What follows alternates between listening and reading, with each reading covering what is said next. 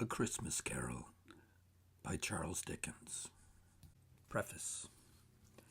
I have endeavored in this ghostly little book to raise the ghost of an idea which shall not put my readers out of humor with themselves, with each other, with the seasons, or with me.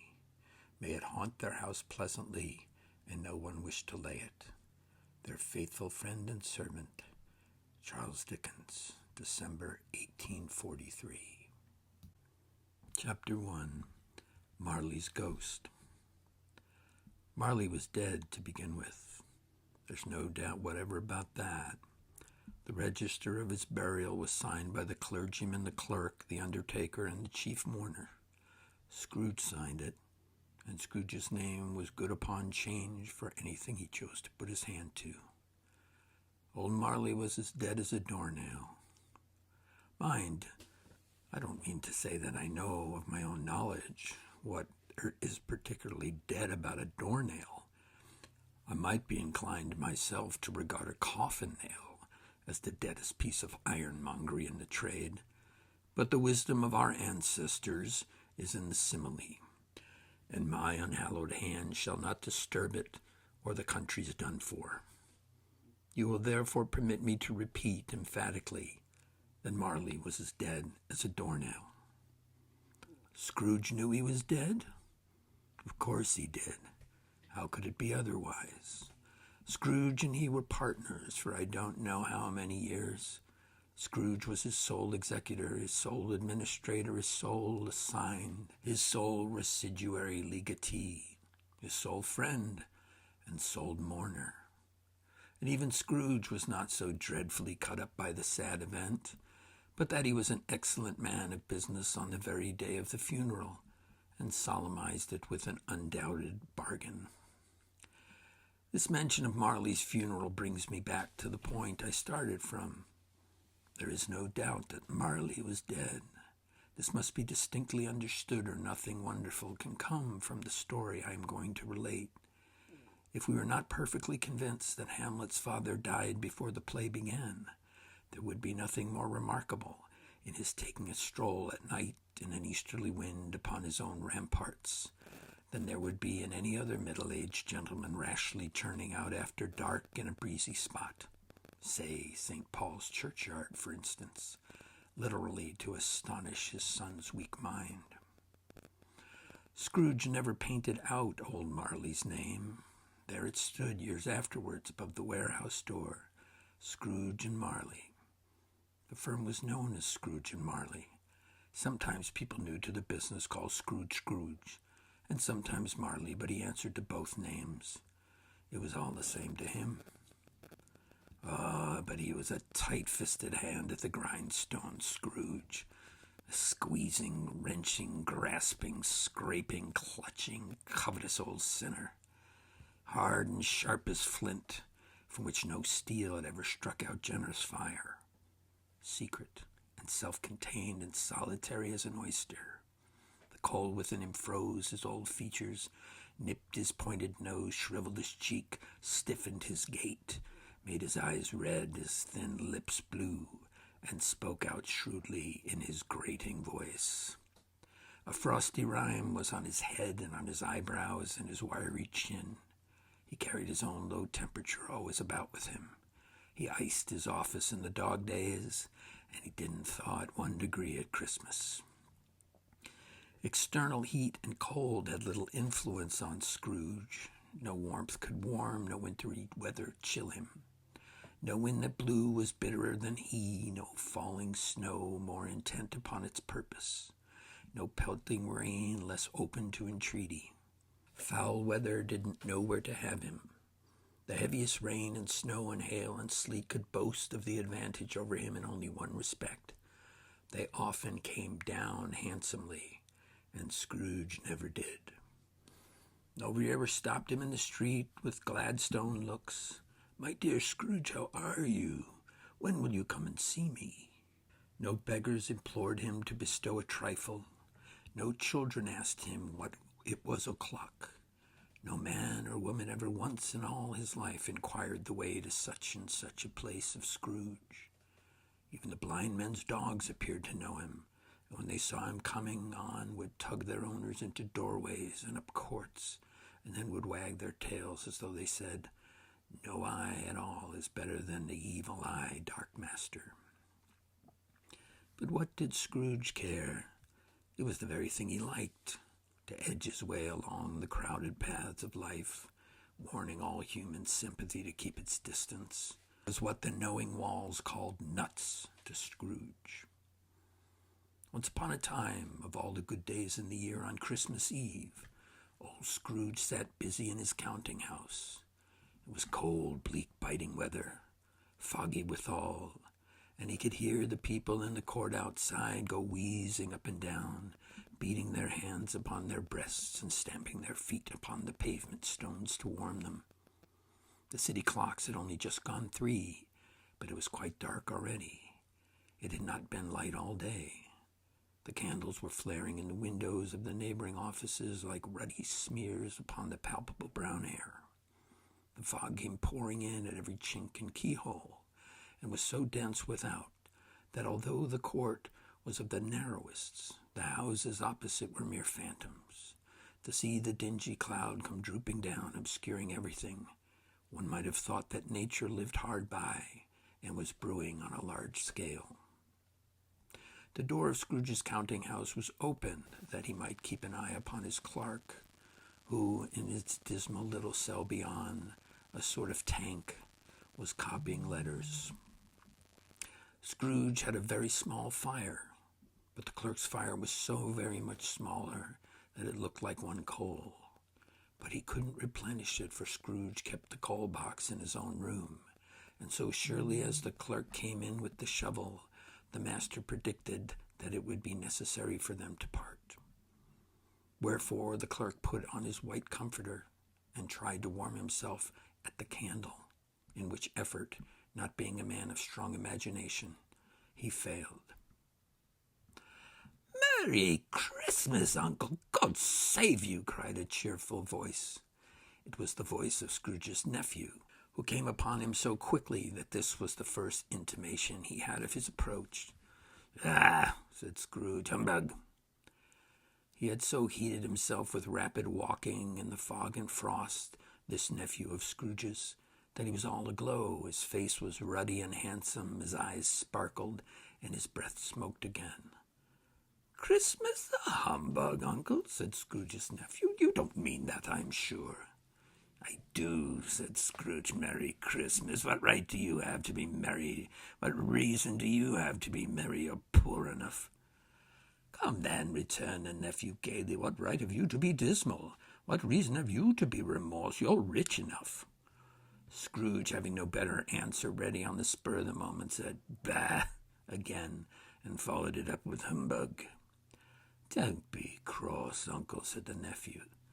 "What else can I be," returned the uncle, "when I live in such a world of fools as this? Merry Christmas, out upon Merry Christmas. What's Christmas time to you but a time for paying bills without money, a time for finding yourself a year older but not an hour richer, a time for balancing your books and having every item in 'em through a round dozen a month presented dead against you?" "If I could work my will," said Scrooge indignantly, "every idiot who goes about with Merry Christmas on his lips should be boiled with his own pudding and buried with a stake of holly through his heart. He should." "Uncle," pleaded the nephew. "Nephew," returned the uncle sternly, "keep Christmas in your own way, and let me keep it in mine." "Keep it," repeated Scrooge's uncle, "but you don't keep it." "Let me leave it alone, then," said Scrooge. "Much good it may do you, much good it has ever done you." "There are many things from which I might have derived good by which I have not profited, I dare say," returned the nephew, "Christmas among the rest. But I am sure I have always thought of Christmas time when it has come around, apart from the veneration due to its sacred time and origin. If anything belonging to it can be apart from that, as a good time, a kind, forgiving, charitable, pleasant time, the only time I know of in the long calendar year, when men and women seem by one consent to open their shut-up hearts freely, and to think of people below them, as if they really were fellow passengers to the grave, and not just another race of creatures bound on other journeys. Therefore, my uncle, though it has never put a scrap of gold in my pocket, I believe that it has done me good and will do me good, and I say, God bless it. The clerk in the tank involuntarily applauded, becoming immediately sensible of the impropriety. He poked the fire and extinguished the last frail spark forever. "Let me hear another sound from you, Cratchit," said Scrooge, "and you'll keep your Christmas by losing your situation." "You're quite a powerful speaker, sir," he added, turning to his nephew. "I wonder you don't go into Parliament." "Don't be angry, Uncle. Come, dine with us tomorrow." Scrooge said he would see him. Yes, indeed he did. He went the whole length of the expression and said that he would see him in that extremity first. "But why?" cried Scrooge's nephew. "Why?" "Why did you get married?" "Because I fell in love." "Because you fell in love," growled Scrooge, as if that were the only thing in the world more ridiculous than a Merry Christmas. "Good afternoon." "Nay, Uncle, but you never came to see me before that happened. Why give it reason for not coming now?" "Good afternoon," said Scrooge. "I want nothing from you. I ask nothing of you. Why cannot we not be friends?" "Good afternoon," said Scrooge. "I am sorry with all my heart to find you so resolute. We have never had any quarrel to which I have been a party, but I made my trial in homage to Christmas, and I'll keep Christmas humor to the last. So, a Merry Christmas, Uncle." "Good afternoon," said Scrooge. "And a Happy New Year." "Good afternoon," said Scrooge. His nephew left the room without an angry word, notwithstanding. He stopped at the outer door to bestow greetings of the season on the clerk, who, cold as he was warmer than Scrooge, for he returned them cordially. "There's another fellow," muttered Scrooge, who overheard him, "my clerk, with 15 shillings a week and a wife and family, talking about a Merry Christmas. I'll retire to Bedlam." This lunatic, in letting Scrooge's nephew out, had let 2 other people in. They were portly gentlemen, pleasant to behold, and now stood with their hats off in Scrooge's office. They had books and papers in their hands and bowed to him. "Scrooge and Marley's, I believe," said one of the gentlemen, referring to the list. "Have I the pleasure of addressing Mr. Scrooge or Mr. Marley?" "Mr. Marley has been dead these 7 years," Scrooge replied. "He died 7 years ago this very night." "We have no doubt his liberality is well represented by his surviving partner," said the gentleman, presenting his credentials. It certainly was, for they were 2 kindred spirits, and at the ominous words liberality, Scrooge frowned and shook his head and handed the credentials back. "At this festive season of the year, Mr. Scrooge," said the gentleman, taking up a pen, "it is more than usually desirable that we should make some slight provisions for the poor and destitute who suffer greatly at the present time.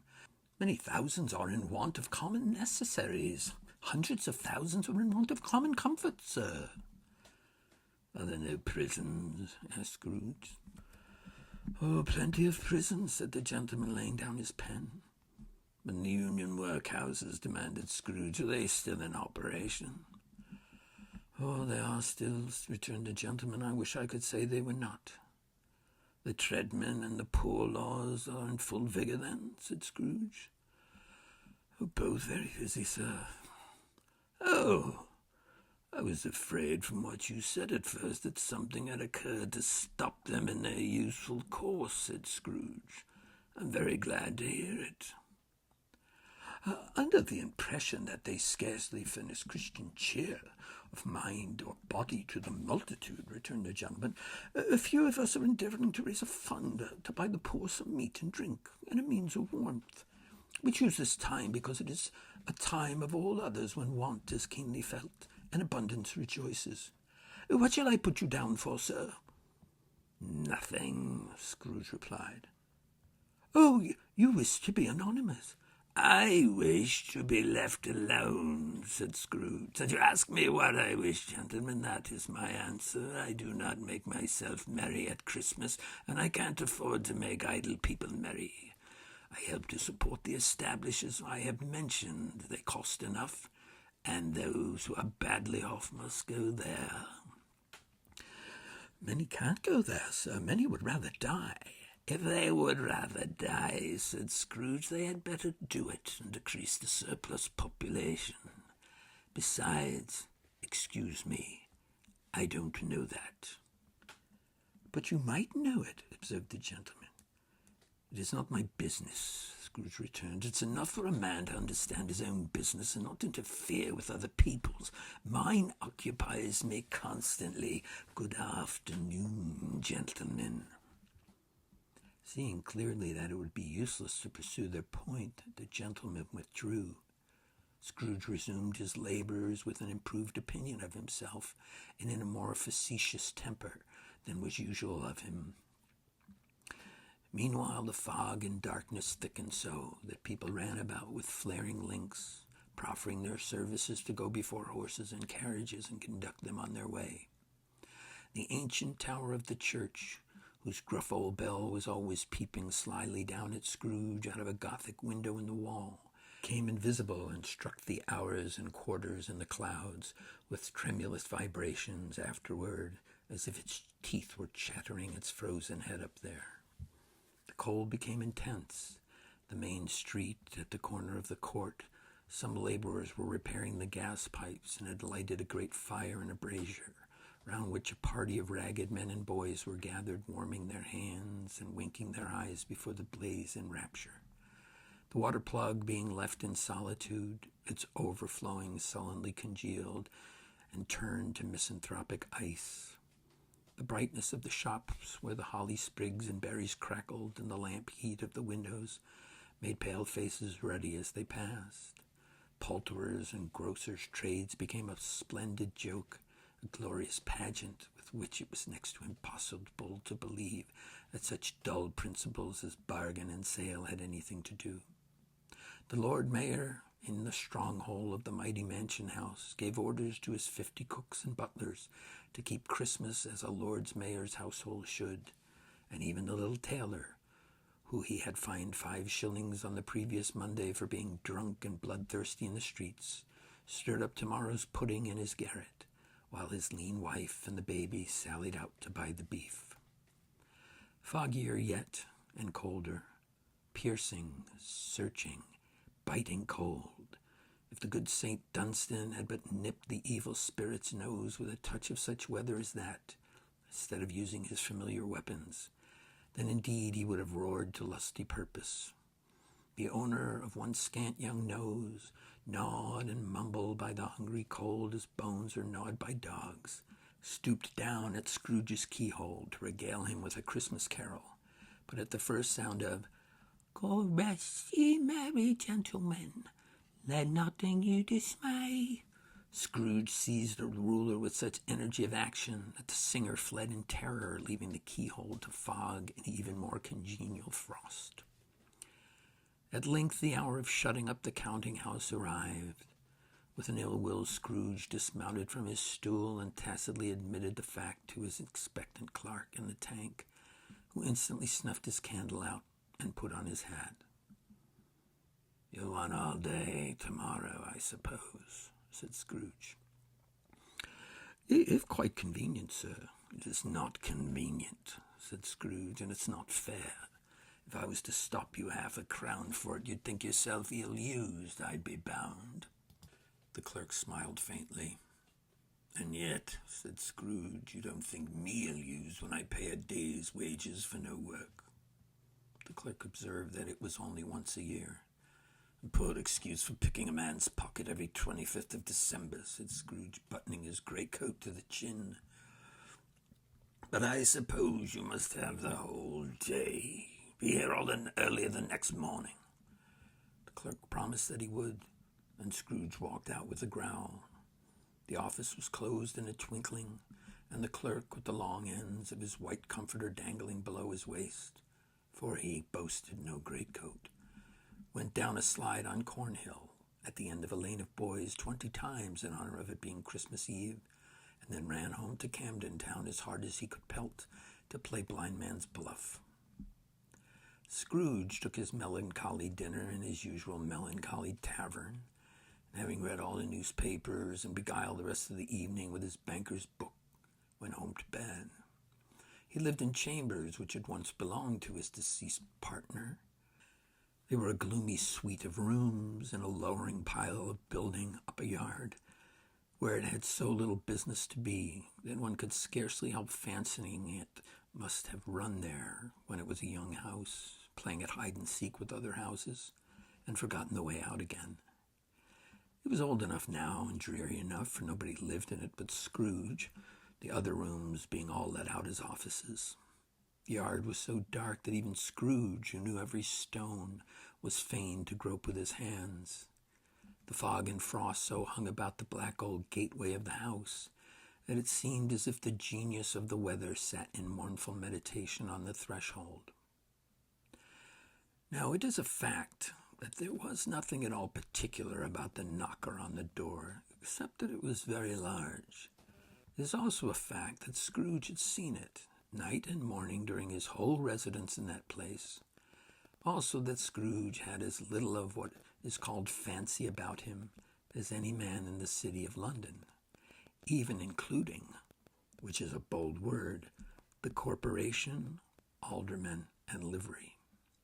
Let it also be borne in mind that Scrooge had not bestowed one thought on Marley since his mention of his 7 years dead partner that afternoon. And then let any man explain to me, if he can, how it happened that Scrooge, having his key in the lock of the door, saw the knocker without its undergoing any immediate process of change. Not a knocker, but Marley's face. Marley's face. It was not an impenetrable shadow, as the other objects in the yard were, but had a dismal light about it, like a bad lobster in a dark cellar. It was not angry or ferocious, but looked at Scrooge as Marley used to look, with ghostly spectacles turned up on its ghostly forehead. The hair was curiously stirred as if by breath or hot air, and though the eyes were wide open, they were perfectly motionless. That and its livid color made it horrible, but its horror seemed to be in spite of the face and beyond its control, rather than part of its own expression. As Scrooge looked fixedly at this phenomenon, it was a knocker again. To say that he was not startled, or that his blood was not conscious of a terrible sensation to which it had been a stranger from infancy, would be untrue. But he put his hand upon the key he had relinquished, turned it sturdily, walked in, and lighted his candle. He did pause with a moment's irresolution before he shut the door, and he did look cautiously behind it first, as if he half expected to be terrified with the sight of Marley's pigtails sticking out into the hall. But there was nothing on the back door except the screws and nuts that held the knocker on. So he said, "Puh, puh," and closed it with a bang. The sound resounded through the house like thunder. Every room above and every cask in the wine merchant's cellars below appeared to have a separate peal of echoes of its own. Scrooge was not a man to be frightened by echoes. He fastened the door and walked across the hall, and up the stairs slowly, too, trimming his candle as he went. You may talk vaguely about driving a coach and six up a good old flight of stairs or through a bad young Act of Parliament, but I mean to say that you might have got a hearse up that staircase and taken it broadwise, with the splinter bar towards the wall and the door towards the balustrades, and done it easy. There was plenty of width for that and room to spare, which is perhaps the reason why Scrooge thought he saw a locomotive hearse going on before him in the gloom.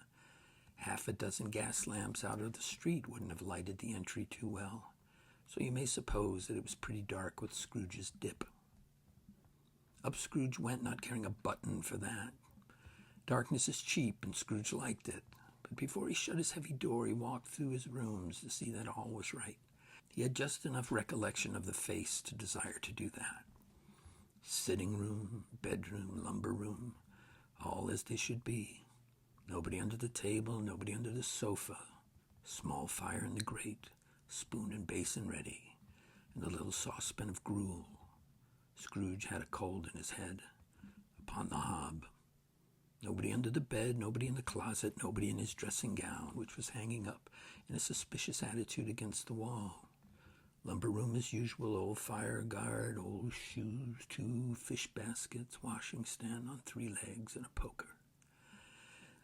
Quite satisfied, he closed his door and locked himself in. Double-locked himself in, which was not his custom.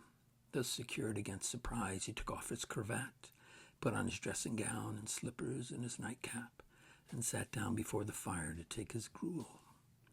It was a very low fire indeed. Nothing on such a bitter night. He was obliged to sit close to it and brood over it before he could extract the least sensation of warmth from such a handful of fuel. The fireplace was an old one, built by some Dutch merchant long ago and paved all round with quaint Dutch tiles designed to illustrate the scriptures.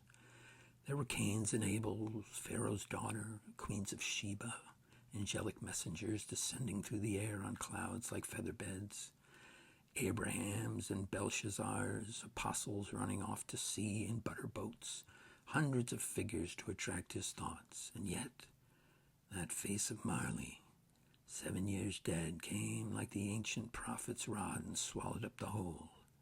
If each smooth tile had been a blank first, with the power to shape some picture on its surface from the disjointed fragments of his thoughts, there would have been a copy of old Marley's head on every one.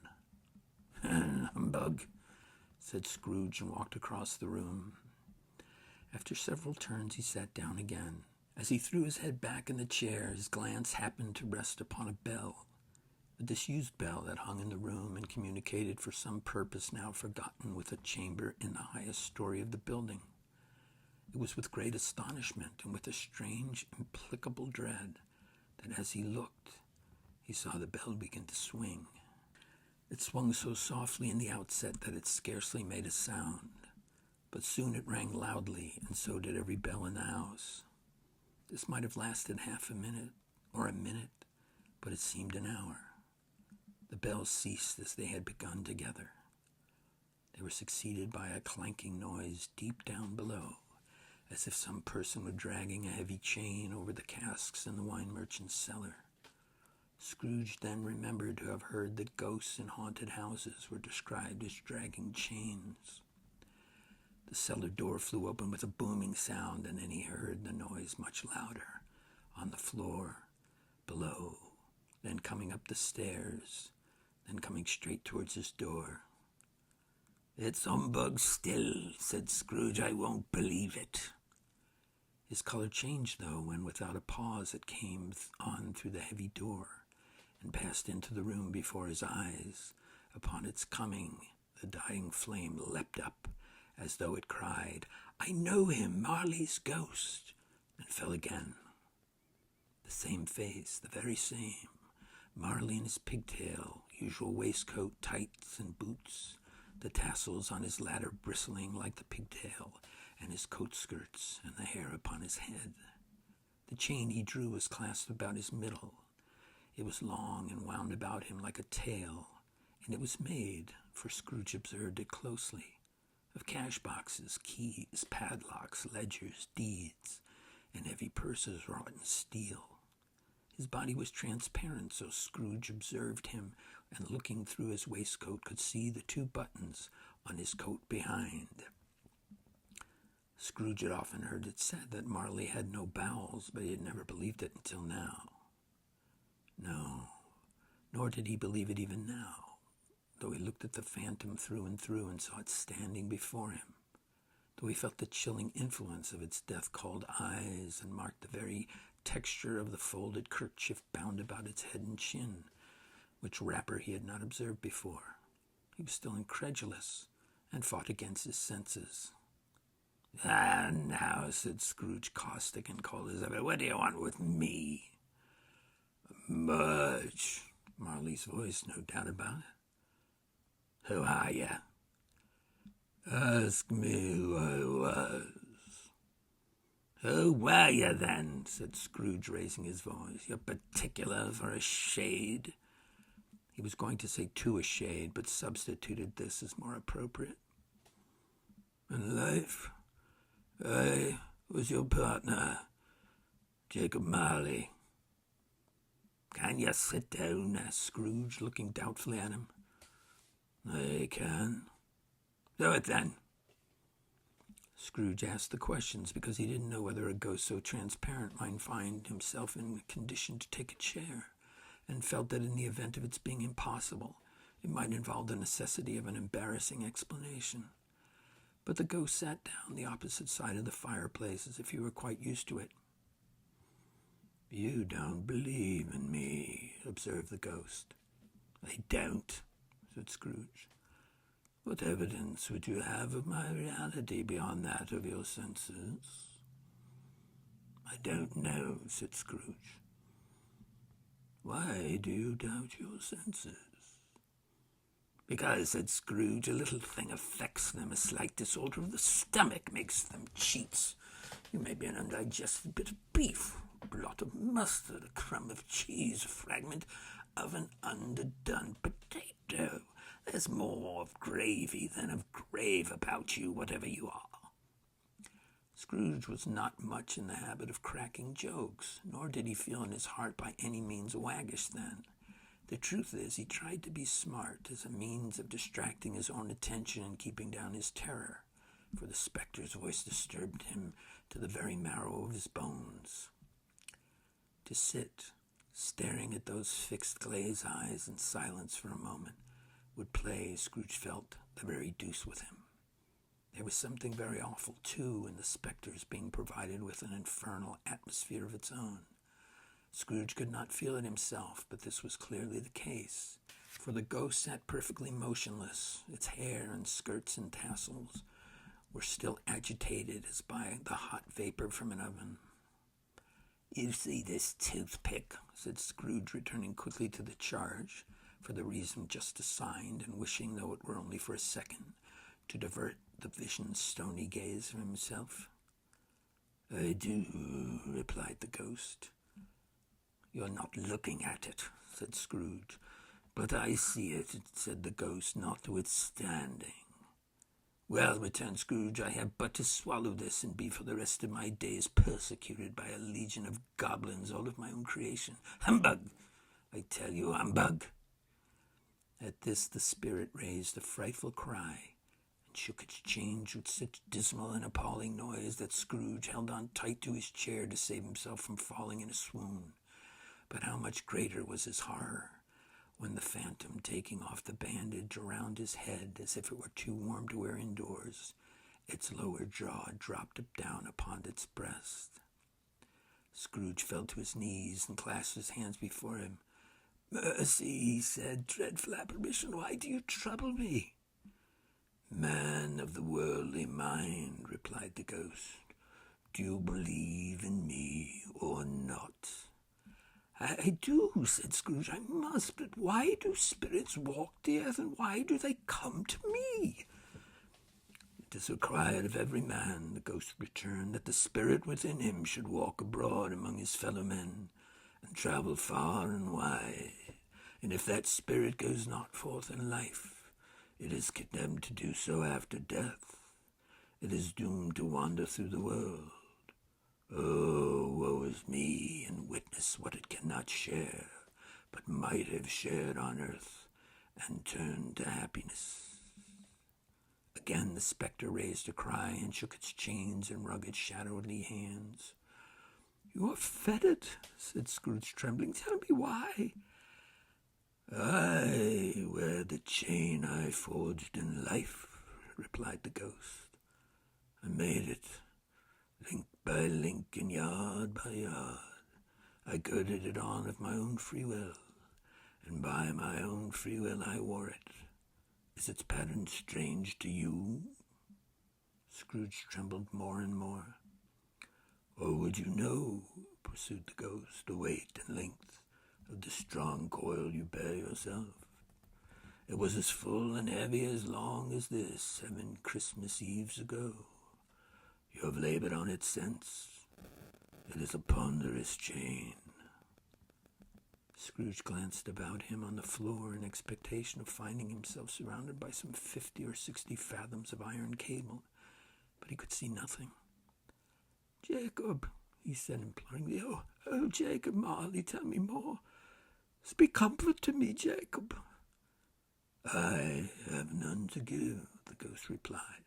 "It comes from other regions, Ebenezer Scrooge, and is conveyed by other ministers to other kinds of men. Nor can I tell you what I would. A very little more is all permitted to me. I cannot rest. I cannot stay. I cannot linger anywhere. My spirit never walked beyond our counting house. Mark me. In life my spirit never roved beyond the narrow limits of our money-changing hold, and weary journeys lie before me." It was a habit with Scrooge, whenever he became thoughtful, to put his hands in his breeches pockets. Pondering on what the ghost had said, he did so now, but without lifting up his eyes or getting off his knees. "You must have been very slow about it, Jacob," Scrooge observed in a businesslike manner, though with humility and deference. "Slow?" the ghost repeated. 7 years dead," mused Scrooge, "and traveling all the time." "The whole time," said the ghost. "No rest, no peace, incessant torture of remorse." "You travelled fast," said Scrooge. "On the wings of the wind," replied the ghost. "You might have got over a great quantity of ground in 7 years," said Scrooge. The ghost, on hearing this, set up another cry and clanked its chain so hideously in the dead silence of the night that the ward would have been justified in indicting it for a nuisance. "Oh, captive, bound and double-ironed," cried the phantom, "not to know that ages of incessant labor by immortal creatures, for this earth must pass into eternity before the good of which it is susceptible is all developed. Not to know that any Christian spirit working kindly in its little sphere, whatever it may be, will find its mortal life too short for its vast means of usefulness. Not to know that no space of regret can make amends for one's life's opportunity misused. Yet such as I was, oh, such as I was." "But you were always a good man of business, Jacob," faltered Scrooge, who now began to apply this to himself. "Business!" cried the ghost, wringing his hands again. "Mankind was my business. The common welfare was my business. Charity, mercy, forbearance, and benevolence were all my business. The dealings of my trade were but a drop of water in the comprehensive ocean of my business." It held up its chain at arm's length, as if it were the cause of all its unavailing grief, and flung it heavily upon the ground again. "At this time of the rolling year," the spectre said, "I suffer most. Why did I walk through crowds of fellow beings with my eyes turned down and never raise them to see that blessed star which led the wise men to the poor abode? There were no poor homes to which its light would have conducted me." Scrooge was very much dismayed to hear the spectre going on at this rate, and he began to quake exceedingly. "Hear me," cried the ghost. "My time is nearly gone." "I will," said Scrooge, "but don't be hard on me. Don't be flowery, Jacob, pray." "How is it that I appear before you in a shape that you can see? I may not tell. I have sat invisible beside you many and many a day." It was not an agreeable idea. Scrooge shivered and wiped the perspiration from his brow. "That is no light part of my penance," pursued the ghost. I am here tonight to warn you that you have yet a chance and hope of escaping my fate. A chance and hope of my procuring Ebenezer. You're always a good friend to me, said Scrooge. Thank ye. You will be haunted, resumed the ghost, by 3 spirits. Scrooge's countenance fell almost as low as the ghost had done. Is that the chance and hope you mentioned, Jacob? He demanded in a faltering voice. It is. I think I'd rather not. Without their visits, said the ghost, you cannot hope to shun the path I tread. Expect the first tomorrow when the bell tolls 1. Couldn't I take them all at once and have it over, Jacob? Hinted Scrooge. Expect the second on the next night at the same hour, the third upon the next night when the last stroke of 12 has ceased to vibrate. Look to see me no more, and look that for thine own sake you remember what has passed between us. When it said these words, the spectre took its wrapper from the table, bound its round head as before. Scrooge knew this by the smart sound its teeth made when the jaws were brought together by the bandage. He ventured to raise his eyes again and found his supernatural visitor confronting him in an erect attitude, with its chain wound over and about its arm. The apparition walked backward from him, and at every step it took, the window raised itself a little, so that when the spectre reached it, it was wide open. It beckoned Scrooge to approach, which he did. When they were within 2 paces of each other, Marley's ghost held up its hand, warning him to come no nearer. Scrooge stopped, not so much in obedience as in surprise and fear, for on the raising of the hand he became sensible and confused noises in the air, incoherent sounds of lamentation and regret, wailings inexpressibly sorrow and self-accusatory. The spectre, after listening for a moment, joined in the mournful dirge and floated out upon the bleak, dark night. Scrooge followed to the window, desperate in his curiosity, and he looked out. The air was filled with phantoms, wandering hither and thither in restless haste, and moaning as they went. Every one of them wore chains like Marley's ghost. Some few, they might be guilty governments, were linked together. None were free. Many had been personally known to Scrooge in their lives. He had been quite familiar with one old ghost in a white waistcoat, with a monstrous iron safe attached to its ankle, who cried piteously at being unable to assist a wretched woman with an infant, whom it saw below upon a doorstep. The misery with them all was, clearly, that they sought to interfere for good in human matters, and had lost the power forever.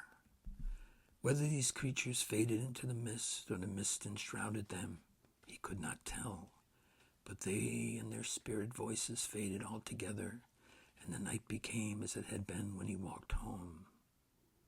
Scrooge closed the window and examined the door by which the ghost had entered. It was double-locked, as he had locked it with his own hands, and the bolts were undisturbed. He tried to say humbug, but stopped at the first syllable, and being, from the emotion he had undergone, or the fatigues of the day, or his glimpse of the invisible world, or the dull conversation of the ghost, or the lateness of the hour, much in need of repose, he went straight to bed without undressing, and fell asleep upon the instant.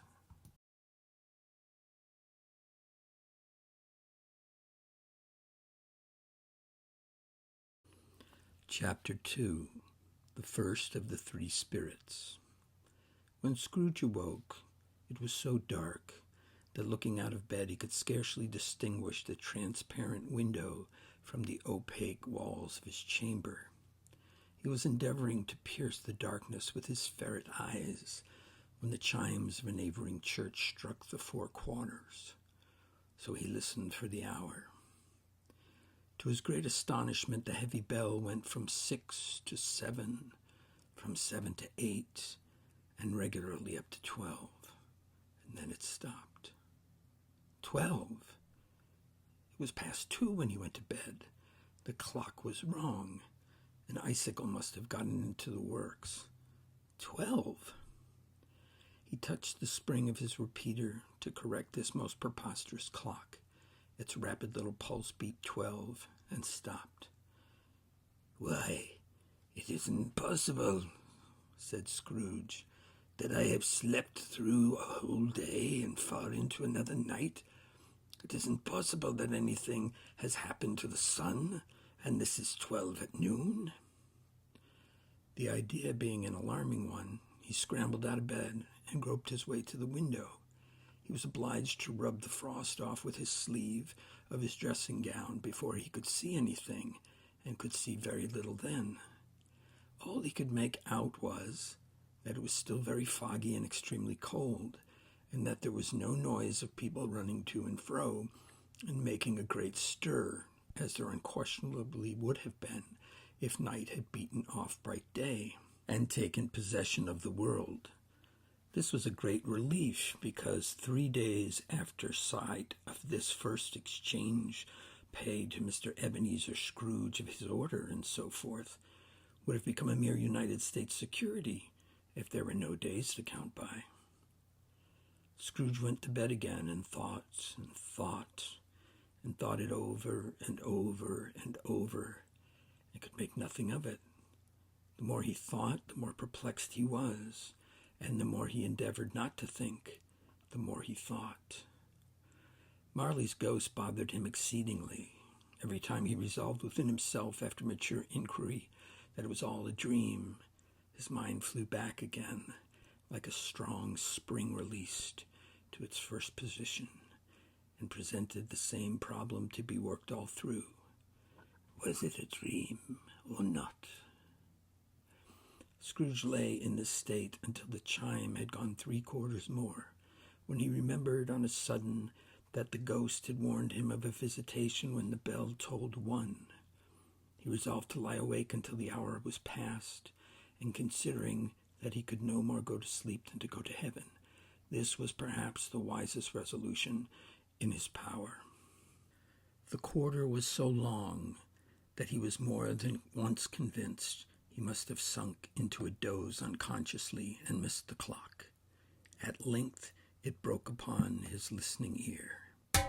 1/4 said Scrooge, counting.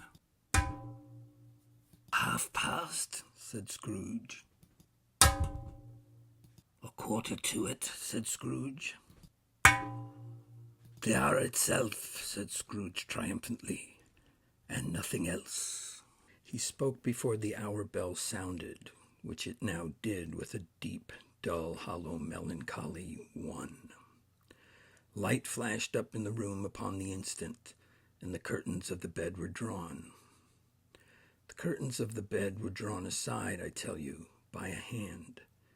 Not the curtains at his feet, nor the curtains at his back, but those to which his face was addressed.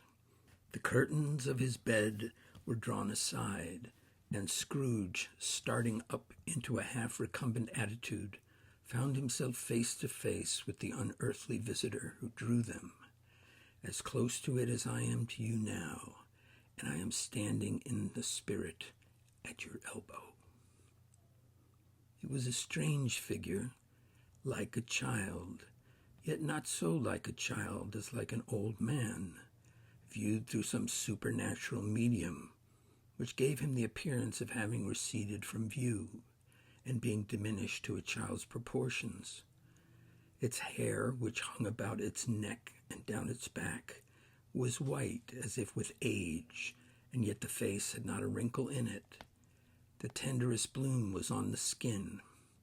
The arms were very long and muscular, the hands the same, as if its hold were of an uncommon strength. Its legs and feet, most delicately formed, were, like those upper members, bare. It wore a tunic of the purest white, and round its waist was bound a lustrous belt the sheen of which was beautiful. It held a branch of fresh green holly in its hand, and in singular contradiction of that wintry album, had its dress trimmed with summer flowers. But the strangest thing about it was that from the crown of its head there sprung a bright, clear jet of light, by which all this was visible, and which was doubtless the occasion of its using, in its duller moments, a great extinguisher for a cap, which it now held under its arm. Even this, though, when Scrooge looked at it with increasing steadiness, was not its strangest quality. For as its belt sparkled and glittered, now in one part and now in another, and what was light one instant at another time was dark, so the figure itself fluctuated in its distinctness, being now a thing with one arm, now with one leg, now with 20 legs, now with a pair of legs without a head, now a head without a body, of which dissolving parts no outline would be visible in the dense gloom wherein they melted away. And in very wonder of this, it would be itself again, distinct and clear as ever. "Are you the spirit, sir, whose coming was foretold to me?" asked Scrooge. "I am."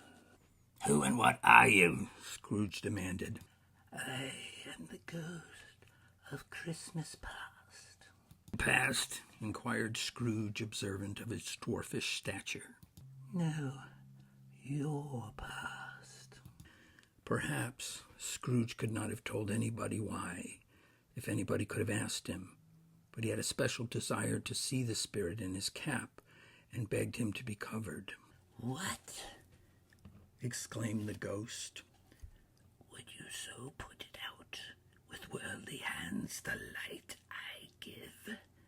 Is it not enough that you are one of those whose passions made this cap, and forced me through whole trains of years to wear it low upon my brow?"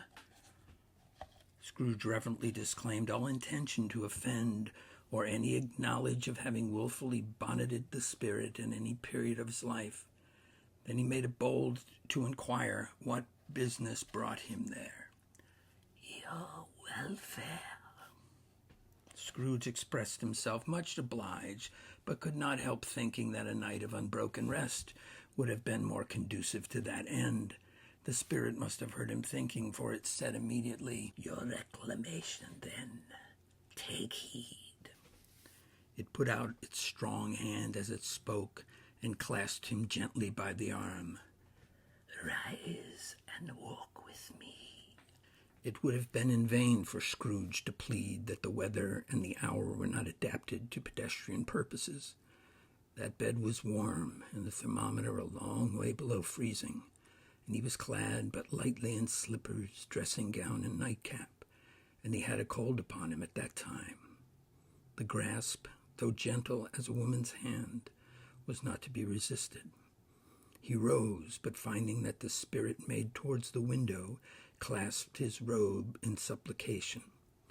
"I am mortal," Scrooge remonstrated, "and liable to fall." "Bear but a touch of my hand there," said the spirit, laying it upon his heart, "and you shall be upheld in more than this." As the words were spoken, they passed through the wall and stood upon an open country road with fields on either hand. The city had entirely vanished. Not a vestige of it was to be seen. The darkness and the mist had vanished with it, for it was a clear, cold winter day, with snow upon the ground. "Good heavens," said Scrooge, clasping his hands together as he looked about him. "I was bred in this place. I was a boy here." The spirit gazed upon him mildly. Its gentle touch, though it had been light and instantaneous, appeared still present to the old man's sense of feeling. He was conscious of 1,000 odors floating up in the air, each one connected with 1,000 thoughts and hopes and joys and cares long, long forgotten. "Your lip is trembling," said the ghost. "And what is that upon your cheek?" Scrooge muttered with an unusual catching in his voice that it was a pimple, and begged the ghost to lead him where he would. "You recollect the way?" inquired the spirit. "Remember it," cried Scrooge with fervor. "I could walk it blindfold." "Strange to have forgotten it for so many years," observed the ghost. "Let us go on." They walked along the road, Scrooge recognizing every gate and post and tree, until a little market town appeared in the distance, with its bridge, its church, and winding river. Some shaggy ponies now were seen trotting towards them with boys upon their backs, who called out to other boys in country gigs and carts driven by farmers. All these boys were in great spirits and shouted to each other, until the broad fields were so full of merry music that the crisp air laughed to hear it. "These are but shadows of the things that have been," said the ghost. "They have no consciousness of us." The jocund travelers came on, and as they came, Scrooge knew and named every one of them. Why was he rejoiced beyond all bounds to see them? Why did his cold eye glisten and his heart leap up as they went past? Why was he filled with gladness when he heard them give each other Merry Christmases as they parted at crossroads and byways for their several homes? What was Merry Christmas to Scrooge? Out upon Merry Christmas! What good had it ever done him? "The school is not quite deserted," said the ghost. "A solitary child, neglected by his friends, is left there still." Scrooge said that he knew it, and he sobbed. They left the high road by a well-remembered lane, and soon approached a mansion of dull red brick, with a little weathercock-surrounded cupola on the roof and a bell hanging from it. It was a large house, but one of the broken fortunes, for the spacious offices were little used. Their walls were damp and mossy, their windows broken, and their gates decayed. Fowls clucked and strutted in the stables, and the coach houses and sheds were overrun with grass. Nor was it any more retentive of its ancient state within, for entering the dreary hall and glancing through the open doors of many rooms, they found them poorly furnished, cold, and vast. There was an earthy savor in the air, a chilly bareness in the place, which associated itself somehow with too much getting up by candlelight and not too much to eat. They went, the ghost and Scrooge, across the hall to a door at the back of the house. It opened before them and disclosed a long, bare, melancholy room, made bare still by lines of plain deals, forms, and desks. At one of these a lonely boy was reading near a feeble fire, and Scrooge sat down upon a form and wept to see his poor forgotten self as he used to be. Not a latent echo in the house, not a squeak and scuffle from the mice behind the paneling, not a drip from the half-thawed water-spout in the dull yard behind, not a sigh among the leafless boughs of one despondent poplar, not the idle swinging of an empty storehouse door. No, not a clicking in the fire, but fell upon the heart of Scrooge with a softening influence and gave freer passage to his tears. The spirit touched him on the arm and pointed to his younger self, intent upon his reading. Suddenly a man in foreign garments, wonderfully real and distinct to look at, stood outside the window with an axe stuck in his belt and leading by the bridle an ass laden with wood. "Why, it's Ali Baba!" Scrooge exclaimed in ecstasy. "It's dear old honest Ali Baba! Yes, I know. One Christmas time when yonder solitary child was left here all alone, he did come, for the first time, just like that." "Poor boy and Valentine," said Scrooge, "and his wild brother Orson, there they go. And what's his name, who was put down in his drawers asleep at the gates of Damascus? Don't you see him? and the Sultan's groom turned upside down by the genie, and there he is upon his head. Serves him right. I'm glad of it. What business had he to be married to the princess? To hear Scrooge expending all the earnestness of his nature on such subjects, in a most ordinary voice, between laughing and crying, and to see his heightened and excited face, would have been a surprise to his business friends, and in the city indeed. "There's the parrot!" cried Scrooge. "Green body and yellow tail, with a thing like a lettuce growing out of the top of its head. There he is! Poor Robin Crusoe, he called him when he came home again after sailing round the island. Poor Robin Crusoe. Where have you been, Robin Crusoe?" The man thought he was dreaming, but he wasn't. It was the parrot, you know. There goes Friday, running for his life to the little creek. "Hello! Hoop, hello!" Then, with a rapidity of transition very foreign to his usual character, he said in pity for his former self, "Poor boy," and cried again. "I wish," Scrooge muttered, putting his hand in his pocket and looking about him after drying his eyes with his cuff. "But it's too late now." "What's the matter?" asked the spirit. Nothing," said Scrooge. "Nothing. There was a boy singing a Christmas carol at my door last night. I should have liked to have given him something, that's all." The ghost smiled thoughtfully and waved its hand, saying as it did so, "Let us see another Christmas." Scrooge Farmer's self grew larger at the words, and the room became a little darker and more dirty. The panels shrunk, the windows cracked, fragments of plaster fell out of the ceiling, and then naked laths were shown instead. But how all this was brought about, Scrooge knew no more than you do. He only knew that it was quite correct, that everything had happened so, that there he was, alone again, when all the other boys had gone home for the jolly holidays. He was not reading now, but walking up and down despairingly. Scrooge looked at the ghost with a mournful shaking of his head, glanced anxiously towards the door. It opened, and a little girl, much younger than the boy, came darting in and putting her arms about his neck and often kissing him, addressed him as her "Dear, dear brother. I have come to bring you home, dear brother," said the child, clapping her tiny hands and bending down to laugh.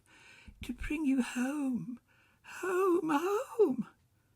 "Home, little Fan?" returned the boy. "Yes," said the child, brimful of glee. "Home for good and all, home for ever and ever. Father is so much kinder than he used to be that home is like heaven.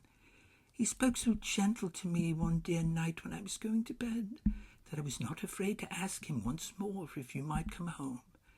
And he said yes, yes, you should, and sent me in a coach to bring you. And you're to be a man," said the child, opening her eyes, "and are never to come back here. But first, we're to be together all the Christmas long and have the merriest time in the world." "You are quite a woman, little Fan," exclaimed the boy, clapped her hands and laughed and tried to touch his head, but being too little laughed again and stood on tiptoe to embrace him. Then she began to drag him in her childish eagerness towards the door, and he, nothing loth to go, accompanied her. A terrible voice in the hall cried, "Bring down Master Scrooge's box there." And in the hall appeared the schoolmaster himself, who glared on Master Scrooge with a ferocious condescension and threw him into a dreadful state of mind by shaking hands with him. He then conveyed him and his sister to the veriest old well of a shivering best parlor that ever was seen, where the maps upon the wall and the celestial and terrestrial globes in the window were waxy with cold. Here he produced a decanter of curiously light wine and a block of curiously heavy cake, and administered installments of those dainties to the young people, at the same time sending out a meager servant to offer a glass of something to the postboy, who answered that he thanked the gentleman, but if it was the same tap as he had tasted before, he'd rather not. Master Scrooge's trunk being by this time tied onto the top of the chaise, the children bade the schoolmaster goodbye right willingly, and getting into it, drove gaily down the garden sweep, the quick wheels dashing the hoar frost and snow from off the dark leaves and the evergreens like spray. "Always a delicate creature, whom a breath might have withered," said the ghost, "but she had a large heart." "So she had," cried Scrooge. "You're right, I will not gainsay it, spirit. God forbid." "She died a woman," said the ghost, "and had, I think, children." "One child," Scrooge returned. "True," said the ghost, "your nephew." Scrooge seemed uneasy in his mind and answered briefly, "Yes." Although they had but that moment left the school behind them, they were now in the busy thoroughfares of the city, where shadowy passengers passed and repassed, where shadowy carts and coaches battled for the way, and all the strife and tumult of a real city were. It was made plain enough by the dressing of the shops that here too it was Christmas time again, but it was evening and the streets were lighted up. The ghost stopped at a certain warehouse door and asked Scrooge if he knew it. "Know it?" said Scrooge. "Was I apprenticed here?" They went in. At the sight of an old gentleman in a Welsh wig sitting behind such a high desk that if he had been 2 inches taller he must have knocked his head against the ceiling, Scrooge cried in great excitement, "Why, it's old Fezziwig, bless his heart! It's Fezziwig alive again!" Old Fezziwig laid down his pen and looked up at the clock, which pointed to the hour of 7. He rubbed his hands, adjusted his capacious waistcoat, laughed all over himself, from his shoes to his organ of benevolence, and called out in a comfortably oily, rich, fat, jovial voice, "Hello there, Ebenezer! Dick!" Scrooge's former self, now a grown man, came briskly in, accompanied by his fellow prentice. "Dick Wilkins, to be sure," said Scrooge to the ghost. "Bless me, yes, there he is. And he was very much attached to me, was Dick. Oh, poor Dick, dear, dear." "You, my boys," said Fezziwig. "No more work tonight. Christmas Eve, Dick. Christmas, Ebenezer.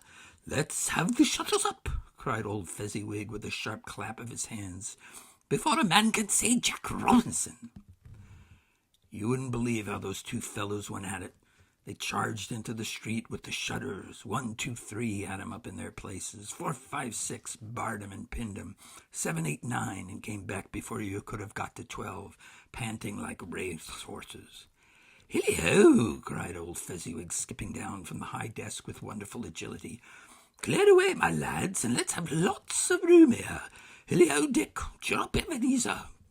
Clear away? There was nothing they wouldn't have cleared away or couldn't have cleared away with old Fezziwig looking on. It was done in a minute. Every movable was packed off as if it were dismissed from public life forevermore. The floor was swept and watered. The lamps were trimmed. Fuel was heaped upon the fire, and the warehouse was snug and warm and dry and bright, a ballroom as you would desire to see upon a winter's night. In came a fiddler with a music book, and went up to the lofty desk and made an orchestra of it, and tuned like 50 stomach aches. In came Mrs. Fezziwig, one vast substantial smile. In came the 3 Miss Fezziwigs, beaming and lovable. In came the 6 young followers whose hearts they broke. In came all the young men and women employed in the business. In came the housemaid with her cousin the baker. In came the cook with her brother's particular friend the milkman. In came the boy from way over way, who was suspected of not having board enough from his master, trying to hide himself behind the girl from next door but one, who was proved to have had her ears pulled by her mistress. In they all came, one after another, some shyly, some boldly, some gracefully, some awkwardly, some pushing, some pulling. In they all came, anyhow and everyhow. Away they all went, 20 couple at once, hands half round and back again the other way, down the middle and up again, round in various stages of affectionate grouping. Old top couple always turning up in the wrong place, new top couple starting off again as soon as they got there, all top couples at last, and not a bottom one to help them. When this result was brought about, old Fezziwig, clapping his hands to stop the dance, cried out, "Well done!" And the fiddler plunged his hot face into a pot of porter especially provided for that purpose. But scorning rest upon his reappearance, he instantly began again, though there were no dancers yet, as if the other fiddler had been carried home exhausted on a shutter, and he were a brand new man resolved to beat him out of sight or perish. There were more dances, and there were more forfeits, and more dances, and there was cake, and there was negus, and there was a great piece of cold roast, and there was a great piece of cold boiled, and there were mince pies and plenty of beer. But the great effect of the evening came after the roast and boiled, when the fiddler, an artful dog-mind, the sort of man who knew his business better than you or I could have told him to, struck up Sir Roger de Coverley. Then old Fezziwig stood out to dance with Mrs. Fezziwig, top couple too, with a good stiff piece of work cut out for them, 3 and 4 and 20 pairs of partners, people who were not to be trifled with, people who would dance and had no notion of walking. But if there had been twice as many, 4 times, old Fezziwig would have been a match for them, and so would Mrs. Fezziwig. As to her, she was worthy to be his partner in every sense of the term. If that's not high praise, tell me higher, and I'll use it.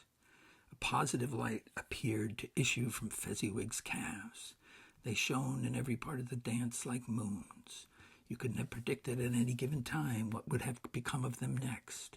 And when old Fezziwig and Mrs. Fezziwig had gone all through the dance, advance and retire, both hands to your partner, bow and curtsy, corkscrew, thread the needle, and back again to your place, Fezziwig cut so deftly that he appeared to wink with his legs and came upon his feet again without a stagger.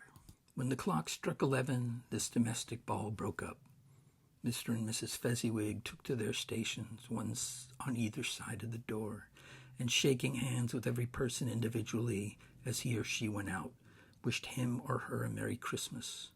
When everybody had retired but the 2 prentices, they did the same to them, and thus the cheerful voices died away, and the lads were left to their beds, which were under a counter in the back shop.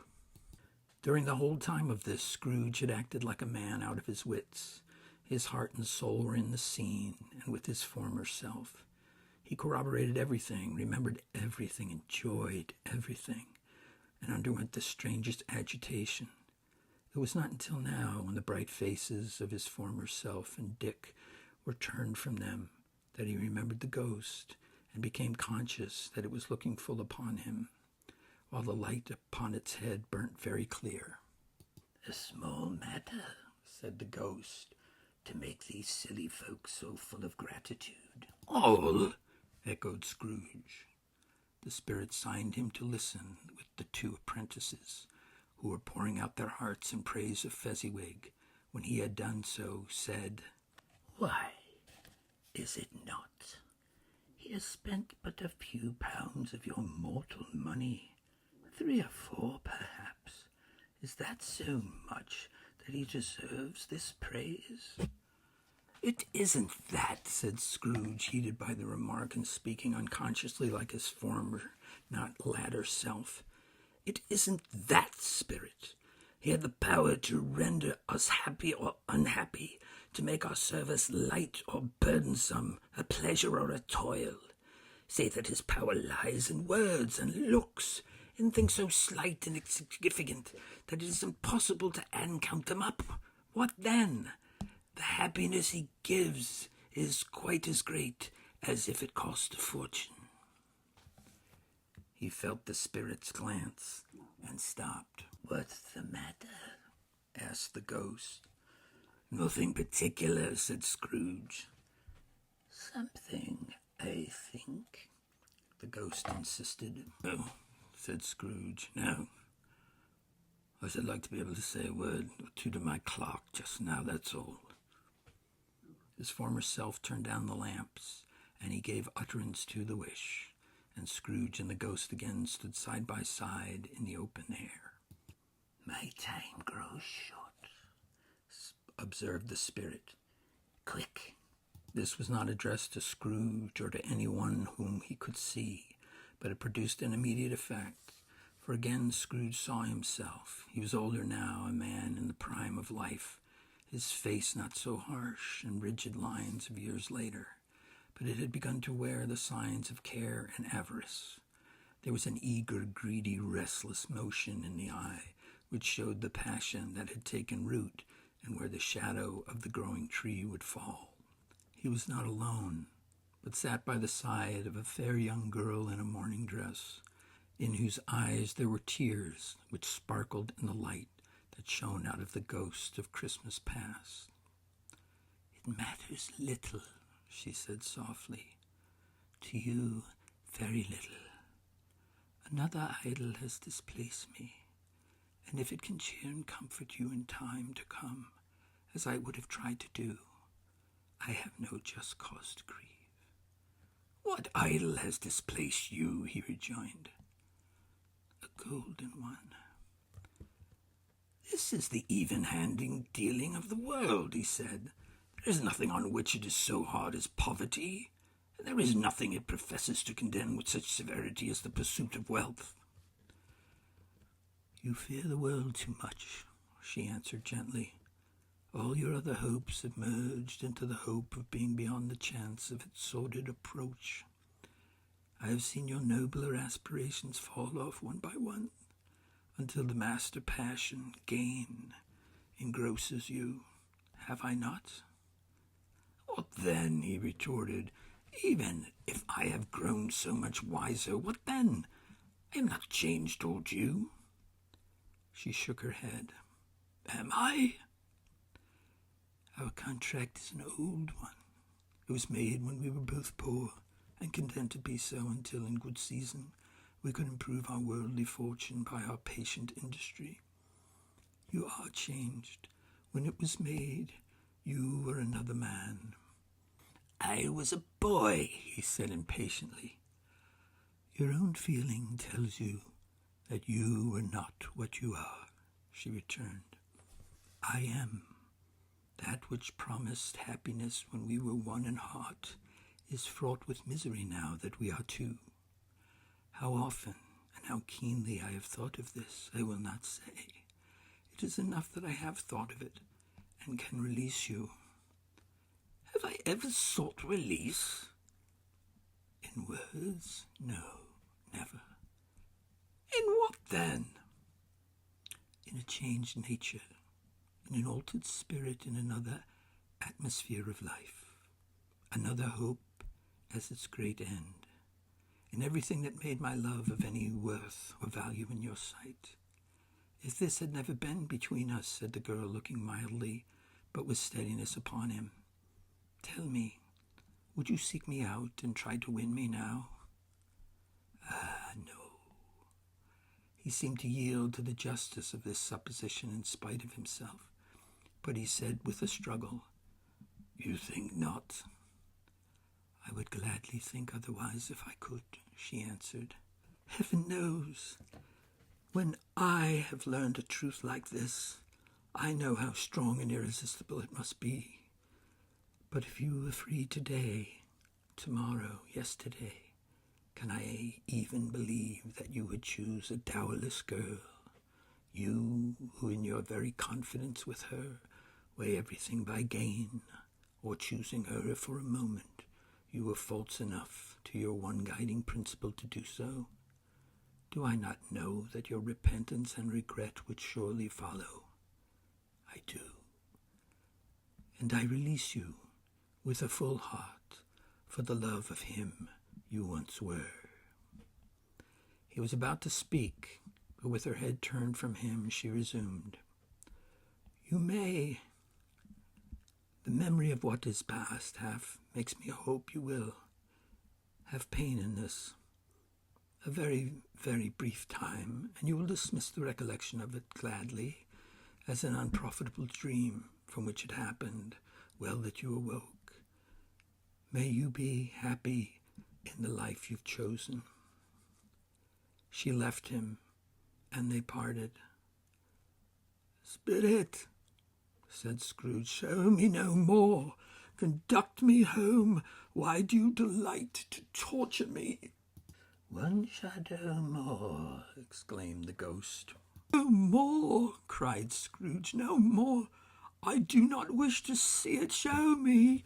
No more." But the relentless ghost pinioned him in both arms and forced him to observe what happened next. They were in another scene and place, a room not very large or handsome, but full of comfort. Near to the winter fire sat a beautiful young girl, so like that lass that Scrooge believed it was the same, until he saw her, now a comely matron, sitting opposite her daughter. The noise in this room was perfectly tumultuous, for there were more children there than Scrooge in his agitated state of mind could count.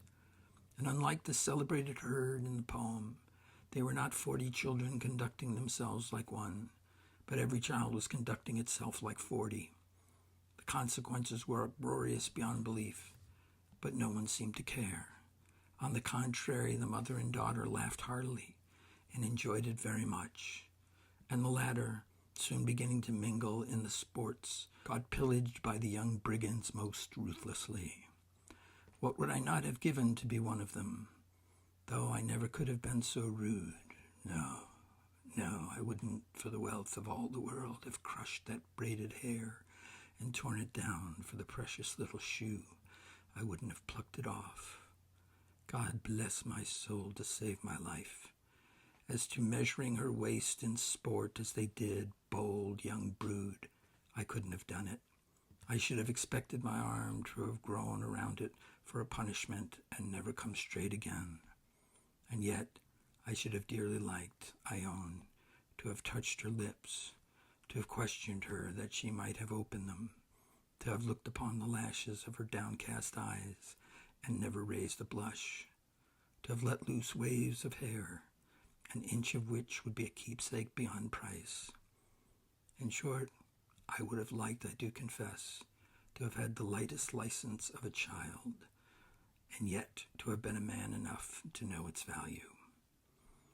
But now a knocking at the door was heard, and such a rush immediately ensued that she, with laughing face and plundered dress, was borne towards it in the center of a flushed and boisterous group, just in time to greet the father, who came home attended by a man laden with Christmas toys and presents. Then the shouting and the struggling and the onslaught that was made on the defenseless porter. The scaling him with chairs for ladders to dive into his pockets, to spoil him of brown paper parcels, hold on tight to his cravat, hug him around his neck, pommel his back, and kick his legs in irrepressible affection. The shouts of wonder and delight with which the development of every package was received. The terrible announcement that the baby had taken in the act of putting a doll's frying pan into his mouth, and was more suspected of having swallowed a fictitious turkey glued on a wooden platter. The immense relief of finding this a false alarm. The joy and gratitude and ecstasy, they are all indescribable alike. It is enough that by degrees the children and their emotions got out of the parlor, and by one stair at a time up to the top of the house, where they went to bed, and so subsided. And now Scrooge looked on more attentively than ever, when the master of the house, having his daughter leanly fondly on him, sat down with her and her mother at his own fireside. And when he thought that such another creature, quite as graceful and as full of promise, might have called him father, and had been a springtime in the haggard winter of his life, his sight grew very dim indeed. "Belle," said the husband, turning to his wife with a smile, "I saw an old friend of yours this afternoon." "Who was it?" "Guess." "Oh, how can I? Tut, I don't know," she added in the same breath, laughing as he laughed. "Mr. Scrooge." "Mr. Scrooge it was. I passed his office window, and as it was not shut up, and he had a candle inside, I could scarcely help seeing him. His partner lies upon the point of death, I hear, and there he sat, quite alone in the world, I do believe." "Spirit," said Scrooge in a broken voice, "remove me, from this place."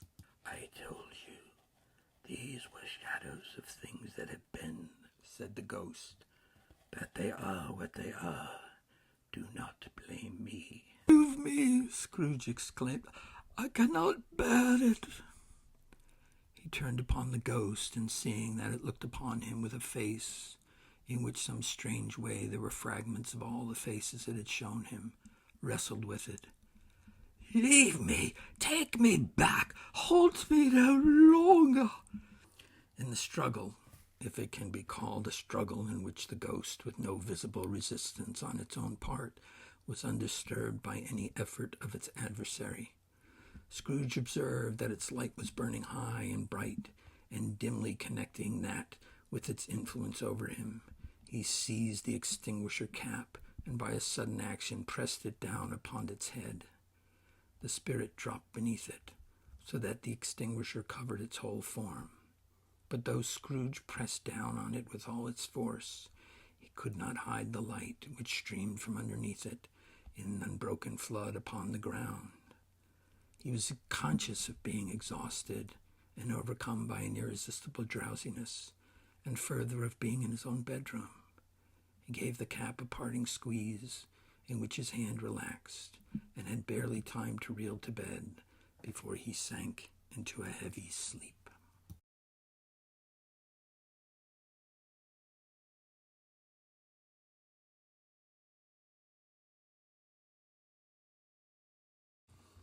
Chapter 3, the second of the three spirits. Awakening in the middle of a prodigiously tough snore, and sitting up in bed to get his thoughts together, Scrooge had no occasion to be told that the bell was again upon the stroke of 1.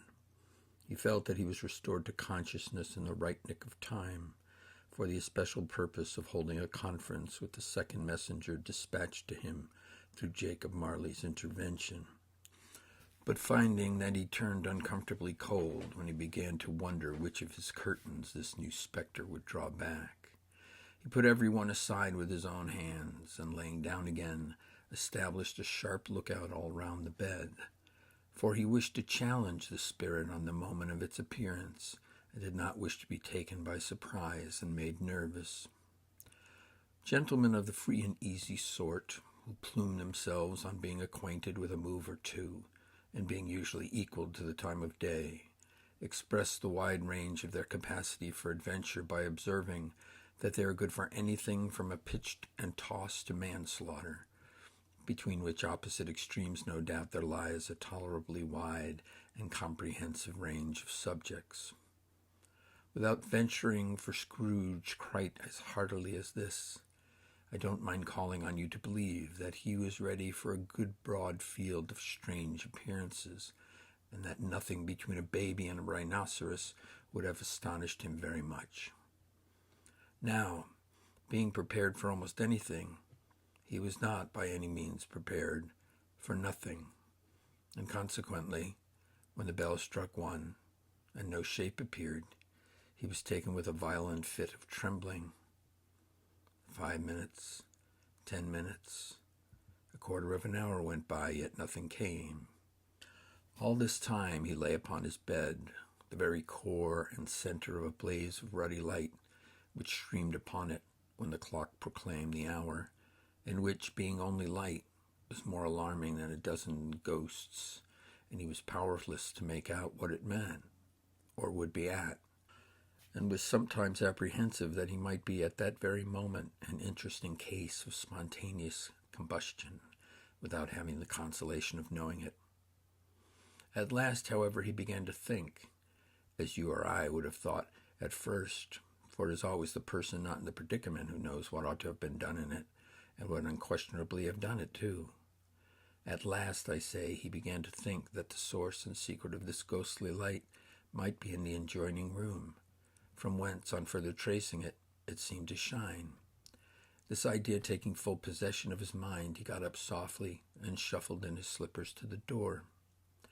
The moment Scrooge's hand was on the lock, a strange voice called him by his name and bade him enter, and he obeyed.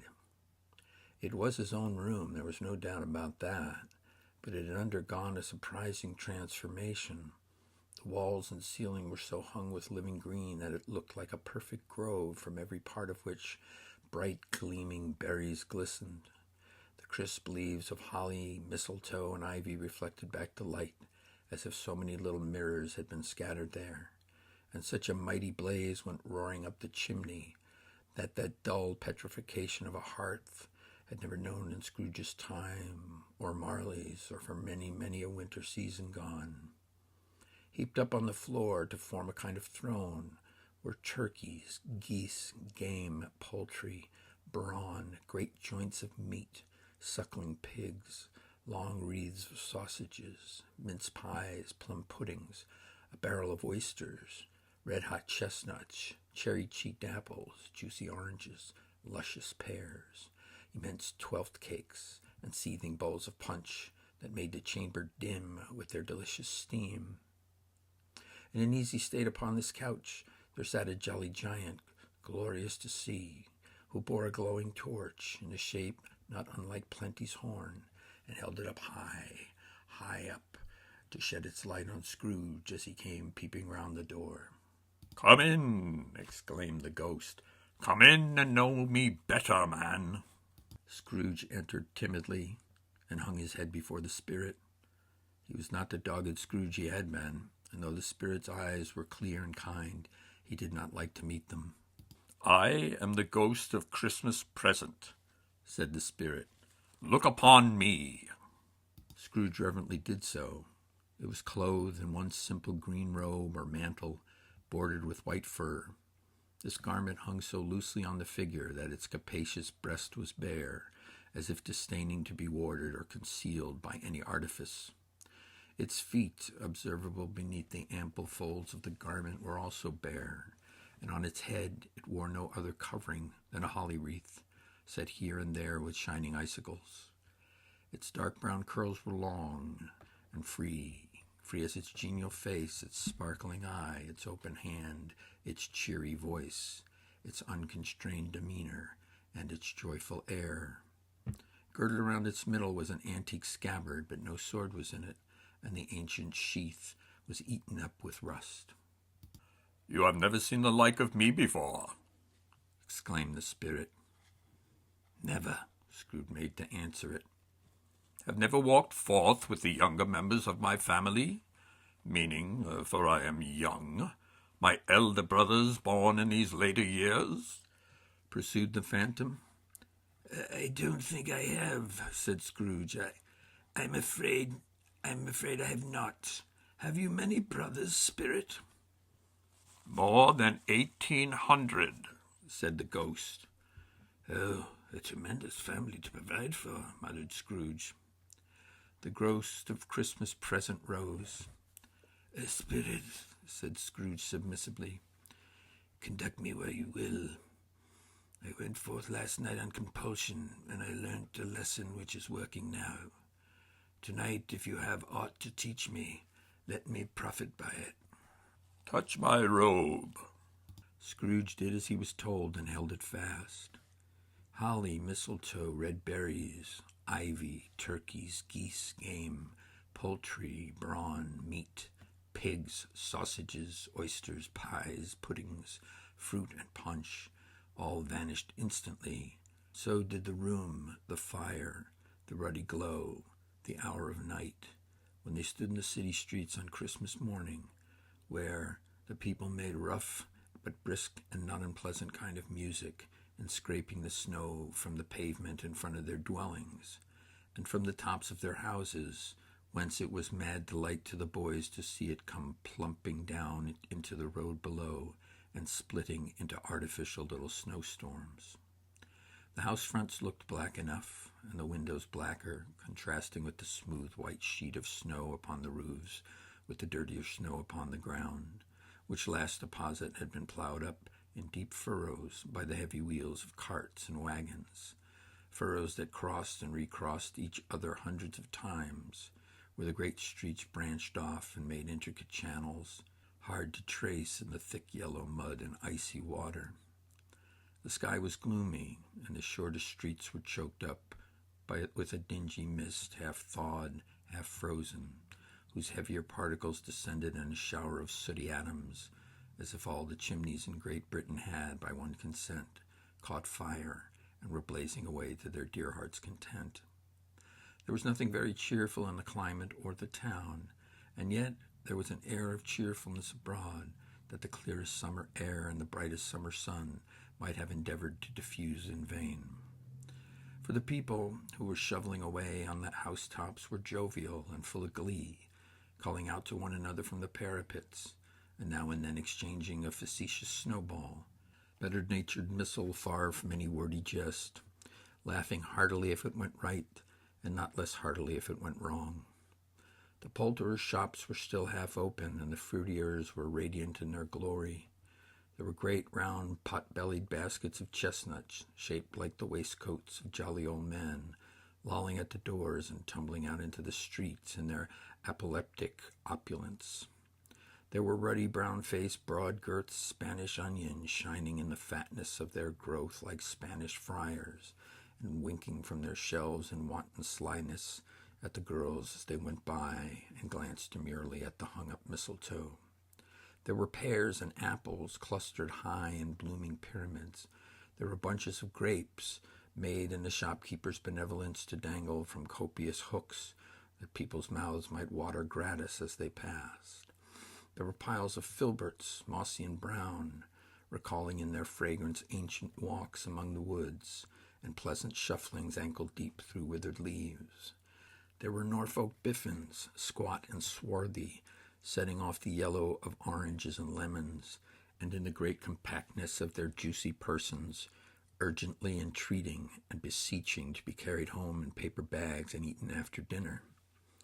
The very gold and silver fish set forth among these choice fruits in a bowl, though members of a dull and stagnant bloodied race, appeared to know that there was something going on, and to a fish went gasping round and round in their little world in slow, passionless excitement.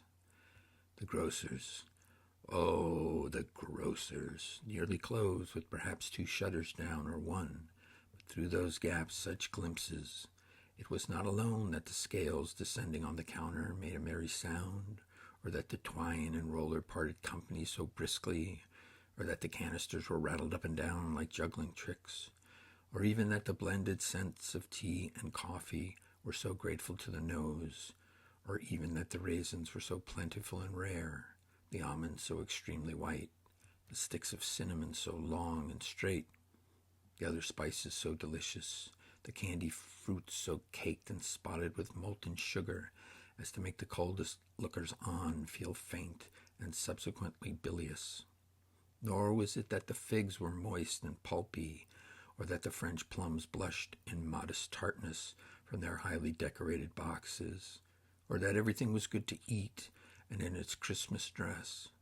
But the customers were all so hurried and so eager in the hopeful promise of the day that they tumbled up against each other at the door, crashing their wicker baskets wildly, and left their purchases upon the counter and came running back to fetch them, and committed hundreds of the like mistakes in the best humor possible, while the grocer and his people were so frank and fresh that the polished hearts with which they fastened their aprons behind might have been their own, worn outside for general inspection and for Christmas daws to peck at if they chose. But soon the steeples called good people all to church and chapel, and away they came, flocking through the streets in their best clothes and with their gayest faces, and at the same time there emerged from scores of by-streets, lanes, and nameless turnings innumerable people, carrying their dinners to the baker's shop. The sight of these poor revelers appeared to interest the spirit very much, for he stood with Scrooge beside him in a baker's doorway, and taking off the covers as the bearers passed, sprinkled incense on their dinners from his torch. And it was a very uncommon kind of torch, for once or twice, when there were angry words between some dinner carriers who had jostled each other, he shed a few drops of water on them, and their good humor was restored directly, and they said it was a shame to quarrel upon Christmas Day, and so it was. God love it, so it was. In times the bells ceased, and the bakers were shut up, And yet there was a genial foreshadowing forth of all these dinners and the progress of their cooking in the thawed blotch of wet above each baker's oven, where the pavement smoked as if the stones were cooking too. "Is there a peculiar flavor in what you sprinkled from your torch?" asked Scrooge. "There is, my own." "Would it apply to any kind of dinner on this day?" asked Scrooge. "To any kindly given to a poor one most." "Why a poor one most?" asked Scrooge. "Because it needs it most." "Spirit," said Scrooge after a moment's thought, "I wonder you, of all the beings in the many worlds about us, should desire to cramp these people's opportunities of innocent enjoyment." "I?" cried the spirit. "You would deprive them of their means of dining every seventh day, often the only day on which it can be said that they dine at all," said Scrooge. "Wouldn't you?" "I?" cried the spirit. "You seek to close these places on the seventh day," said Scrooge, "and it comes to the same thing." "I seek!" exclaimed the spirit. "Forgive me if I am wrong. It has been done in your name, or at least in that of your family," said Scrooge. "There are some upon this earth of yours," returned the spirit, "who lay claim to know us, and who do their deeds of passion, pride, ill will, hatred, envy, bigotry, and selfishness in our name, who are strange to us and all of our kith and kin, as if they never lived. Remember that, and charge their doings on themselves, not us." Scrooge promised that he would, and they went on, invisible as they had been before, into the suburbs of the town. It was a remarkable quality of the ghost which Scrooge had observed at the baker's, that notwithstanding his gigantic size, he could accommodate himself to any place with ease, and that he stood beneath a low roof quite as gracefully and like a supernatural creature as it was possible he could have done in any lofty hall. And perhaps it was the pleasure of the good spirit had in showing off this power of his, or else it was his own kind, generous, hearty nature, and his sympathy with all poor men, that led him straight to Scrooge's clerk's. For there he went, and took Scrooge with him, holding onto his robe, and on the threshold of the door the spirit smiled, and stopped to bless Bob Cratchit's dwelling with the sprinkling of his torch. Think of that. Bob had but 15 bob a week himself. He pocketed on Saturdays but 15 copies of his Christian name, and yet the ghost of Christmas present blessed his four-roomed house. Then up rose Mrs. Cratchit, Cratchit's wife, dressed out but poorly in a twice-turned gown, but brave in ribbons which are cheap and make a goodly show for sixpence, and she laid the cloth, assisted by Belinda Cratchit, her second of her daughters, also brave in ribbons, while Master Peter Cratchit plunged a fork into a saucepan of potatoes, and getting the corners of his monstrous shirt collar into his mouth, rejoiced to find himself so gallantly attired, and yearned to show his linen in the fashionable parks. And now 2 smaller Cratchits, boy and girl, came tearing in, screaming that outside the baker's they had smelt the goose and known it for their own.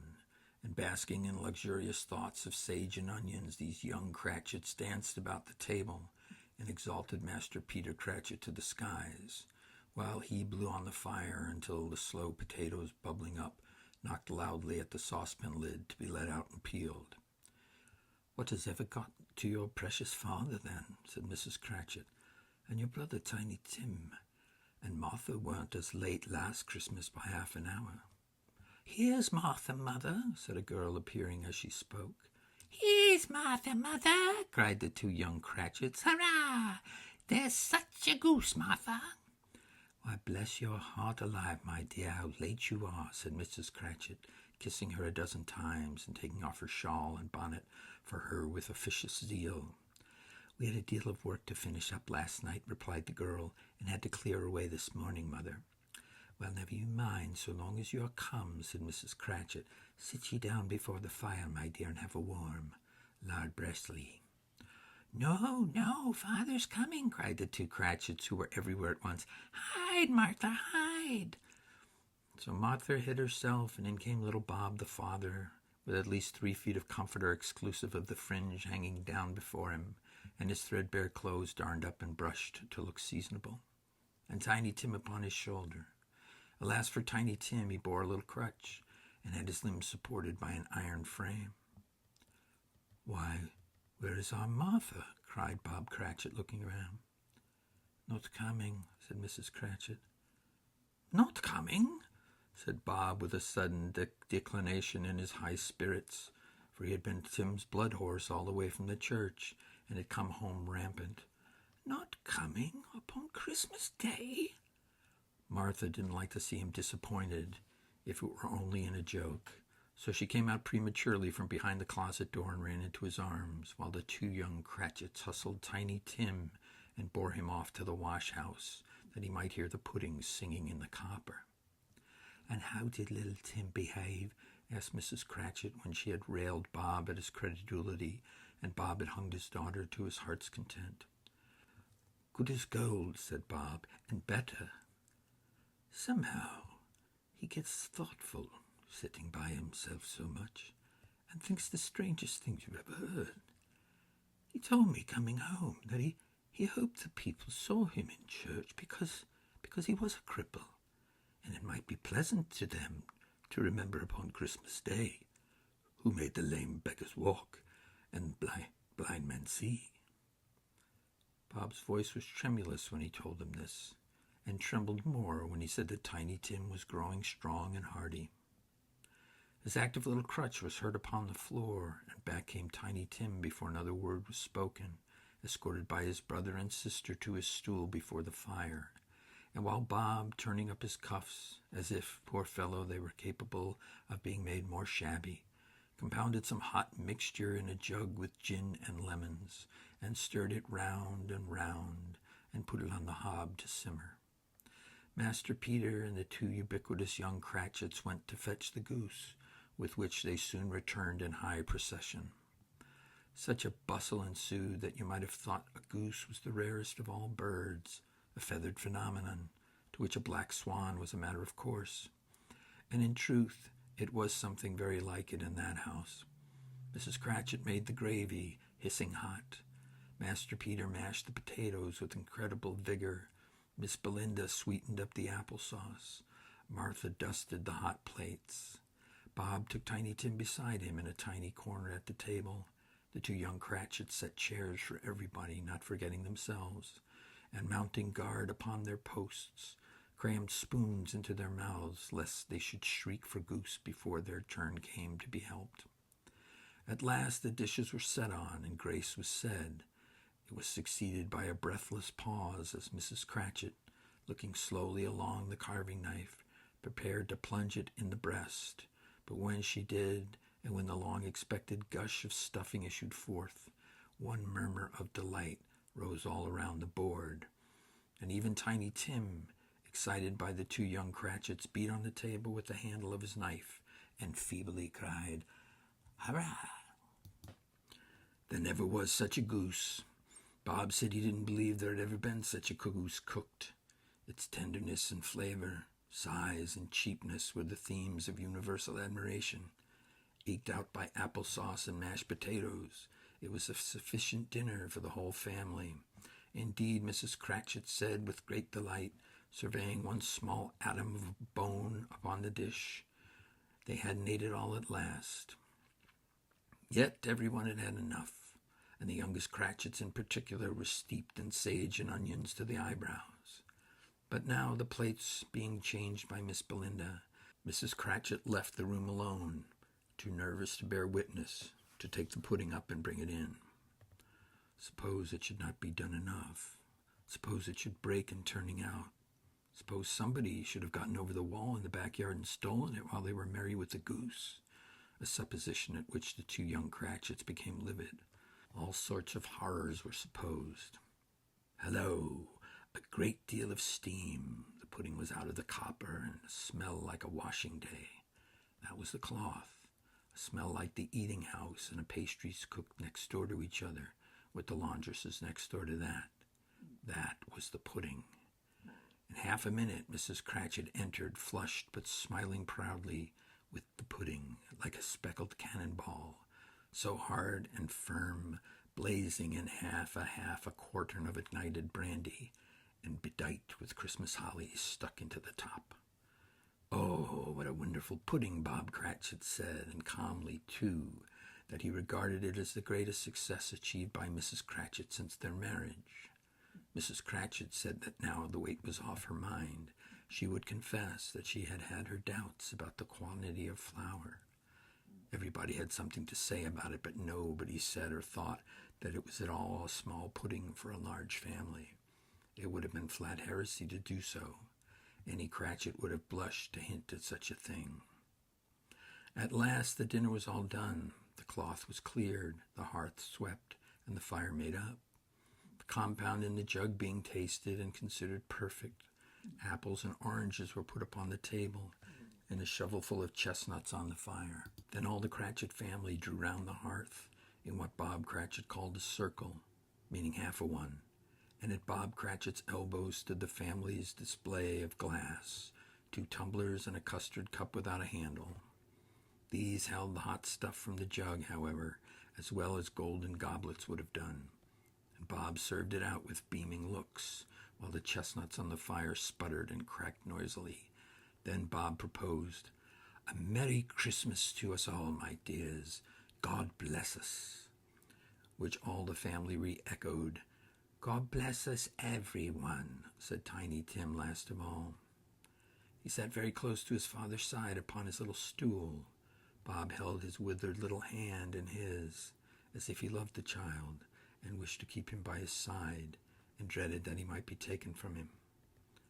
"Spirit," said Scrooge with an interest he had never felt before, "tell me if Tiny Tim will live." "I see a vacant seat," replied the ghost, "in the poor chimney corner, and a crutch without an owner carefully preserved. If these shadows remain unaltered by the future, the child will die." "Oh no," said Scrooge. "Oh no, kind spirit, say he will be spared." "If these shadows remain unaltered by the future, none other of my race," returned the ghost, "will find him here. What then?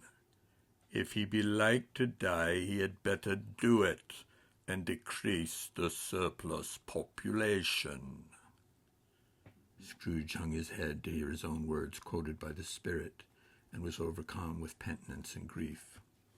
"Man," said the ghost, "if man you be in heart, not adamant, forbear that wicked card until you have discovered what the surplus is and where it is.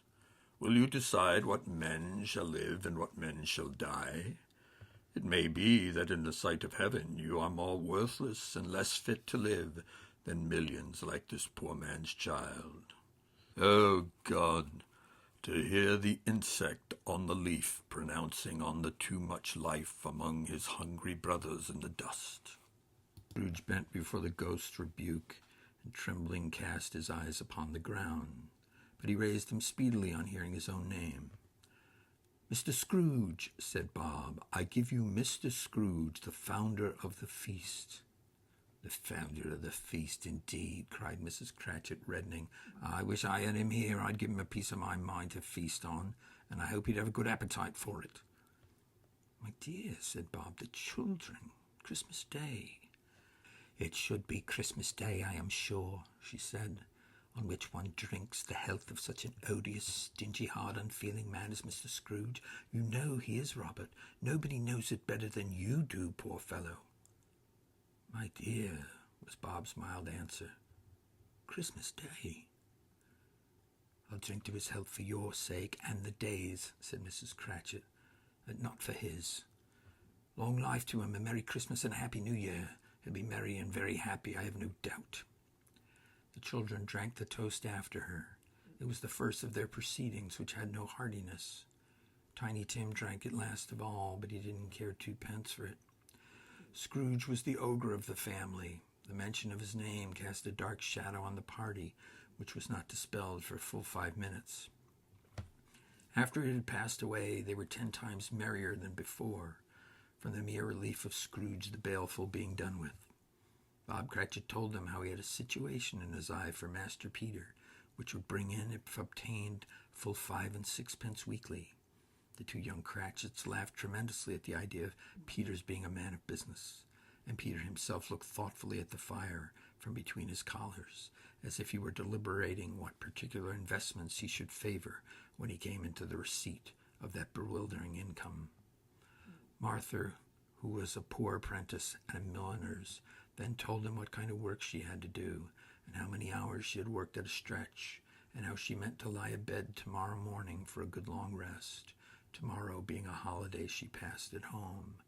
Also how she had seen a countess and a lord some days before, and how the lord was not much about as tall as Peter, at which Peter pulled up his collar so high that you couldn't have seen his head if you had been there. All this time the chestnuts in a jug went round and round, and by they had a song about a lost child traveling in the snow from Tiny Tim, who had a plaintive little voice and sang it very well indeed. There was nothing of high mark in this. They were not a handsome family. They were not well dressed. Their shoes were far from being waterproof.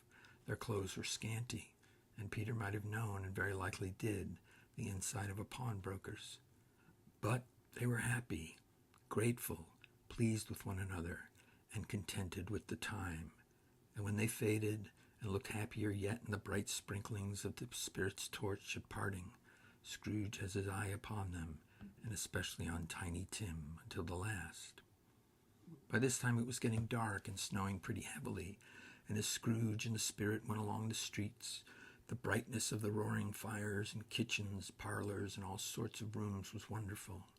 Here the flickering of the blaze showed preparations for a cozy dinner, with hot plates baking through and through before the fire, and deep red curtains ready to be drawn to shut out cold and darkness. There all the children of the house were running out into the snow to meet their married sisters, brothers, cousins, uncles, aunts, and be the first to greet them. Here again were shadows on the window blind of guests assembling, and there was a group of handsome girls, all hooded and fur-booted, and all chattering at once, tripped lightly off to some nearby neighbor's house, where, woe upon the single man who saw them enter, artful witches well they knew, in a glow.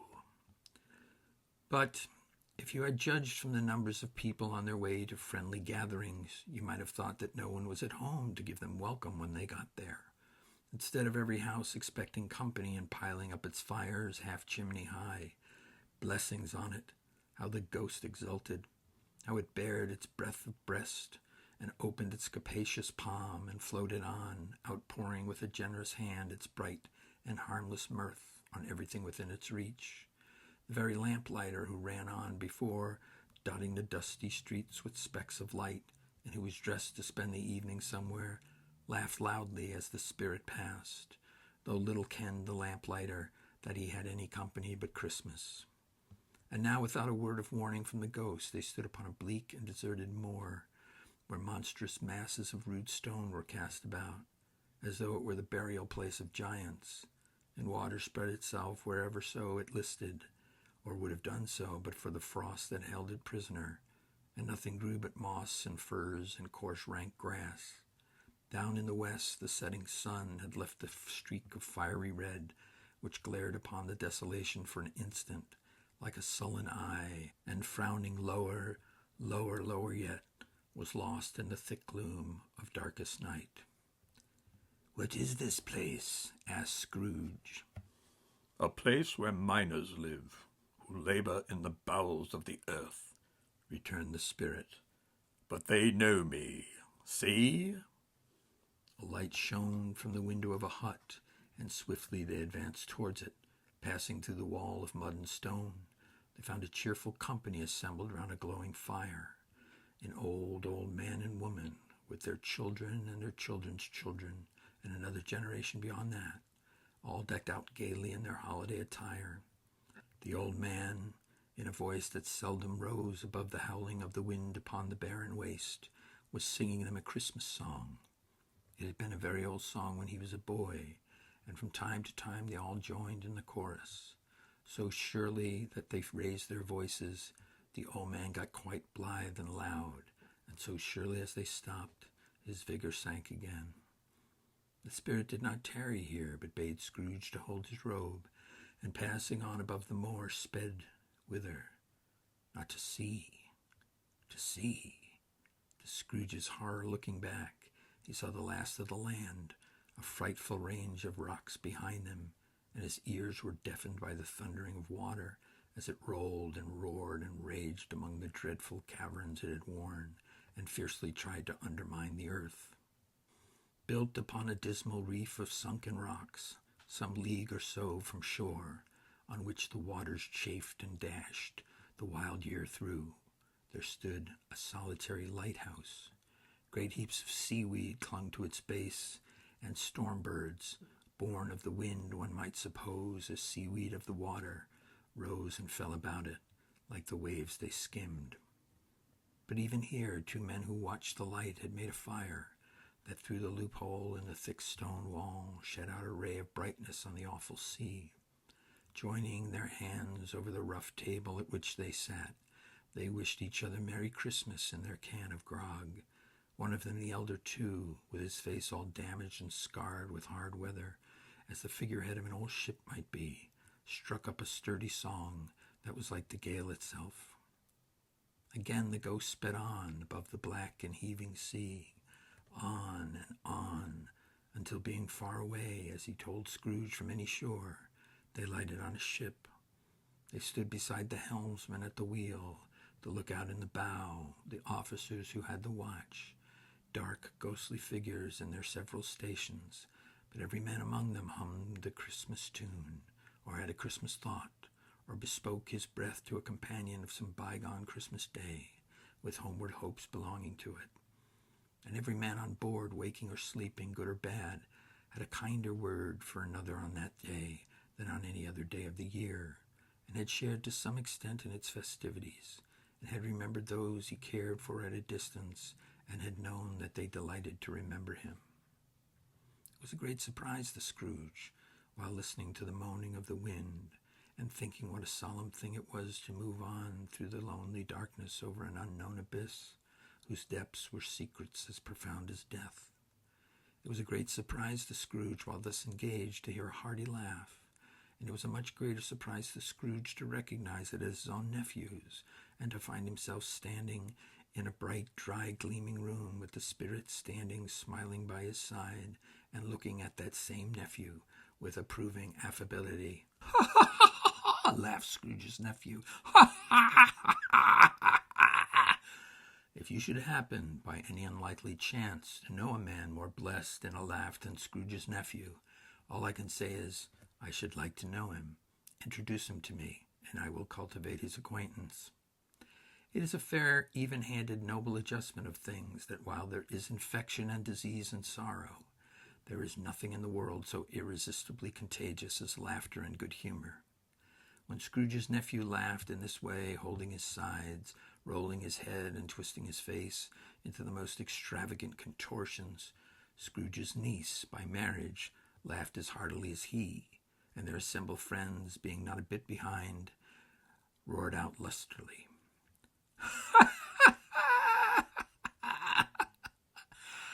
"I said that Christmas was a humbug as I lived," cried Scrooge's nephew, "and he believed it too." "More shame for him, Fred," said Scrooge's niece indignantly. "Bless those women, they never do anything by halves. They are always in earnest." She was very pretty, exceedingly pretty, with a dimpled, surprised-looking capital face, a ripe little mouth that seemed made to be kissed, and no doubt it was. All kinds of good little dots about her chin that melted into one another when she laughed, and the sunniest pair of eyes you ever saw in any little creature's head. Altogether she was what you would have called provoking, you know, but satisfactory too. Oh, perfectly satisfactory. "He's a comical old fellow," said Scrooge's nephew. "That's the truth, and not so pleasant as he might be. However, his offences carry their own punishment, and I have nothing to say against him." Well, I'm sure he's very rich, Fred, hinted Scrooge's niece. At least you always tell me so. And what of that, my dear, said Scrooge's nephew. His wealth is of no use to him. He doesn't do any good with it. He doesn't make himself comfortable with it. He hasn't the satisfaction of thinking that he's ever going to benefit us with it. I have no patience with him, observed Scrooge's niece. Scrooge's niece's sisters and all the other ladies expressed the same opinion.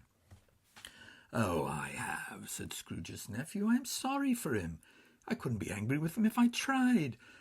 Who suffers by his ill whims? Himself, always. Here he takes it into his head to dislike us, and he won't come to dine with us. And what the consequence? He don't lose much of a dinner. Indeed, he loses a very good dinner, interrupted Scrooge's niece. Everybody else said the same, and they must be allowed to have their incompetent judges, because they had just had dinner, and with dessert upon the table were clustered round the fire by lamplight. Well, I'm very glad to hear it, said Scrooge's nephew, because I haven't great faith in these young housekeepers. What do you say, Topper? Topper had clearly got his eye on one of Scrooge's niece's sisters, for he answered that a bachelor was a wretched outcast who has no right to express an opinion on the subject. Whereat Scrooge's niece's sister, plump one with the lace tucker, not the one with the roses, blushed. Do go on, Fred, said Scrooge's niece, clapping her hands. He never finishes what he begins to say. He's such a ridiculous fellow. Scrooge's nephew revelled in another laugh, and as it was impossible to keep the infection off, though the plump sister tried hard to do it with aromatic vinegar, his example was unanimously followed. I was only going to say, said Scrooge's nephew, that the consequences of his taking a dislike to us and not making merry with us is, as I think, that he loses some pleasant moments, which could do him no harm. I'm sure he loses pleasanter companions than he can find in his own thoughts, either in his mouldy old office or his dusty chambers. I mean to give him the same chance every year, whether he likes it or not. For I pity him. He may rail at Christmas till he dies, but he can't help thinking better of it. I defy him. If he finds me going there in good temper year after year and saying, Uncle Scrooge, how are you? It only puts him in the vein to leave his poor clerk £50. That's something, and I think I shook him yesterday. It was their turn to laugh now at the notion of his shaking Scrooge, but being thoroughly good-natured and not much caring what they laughed at, so they laughed at any rate. He encouraged them in their merriment and passed the bottle joyously. After tea they had some music, for they were a musical family and knew what they were about. When they sung a glee or a catch, I can assure you, especially Topper, who could growl away in the bass like a good one and never swelled the large veins in his forehead or get red in the face over it. Scrooge's niece played well upon the harp, and played among other tunes a simple little air, which had been familiar to the child who fetched Scrooge from the boarding-house, as he had been reminded of by the ghost of Christmas past. And when this strain of music sounded, all the things that ghost had shown him came upon his mind. He softened more and more, and thought that if he could have listened to it often years ago, he might have cultivated the kindness of life for his own happiness with his own hands, without resorting to the sexton's spade that buried Jacob Marley. But they didn't devote the whole evening to music. After a while they played at forfeits, for it is good to be children sometimes, and ever better than at Christmas, when its mighty founder was a child himself. Stop! Their first was a game at blind man's bluff. Of course there was, and I no more believe Topper was really blind than I believe he had eyes in his boots. My opinion is that it was a done thing between him and Scrooge's nephew, and that the ghost of Christmas present knew it. The way he went after that plump sister in the lace tucker was an outrage on the credulity of human nature, knocking down the fire irons, tumbling over the chairs, bumping against the piano, smothering himself against the curtains.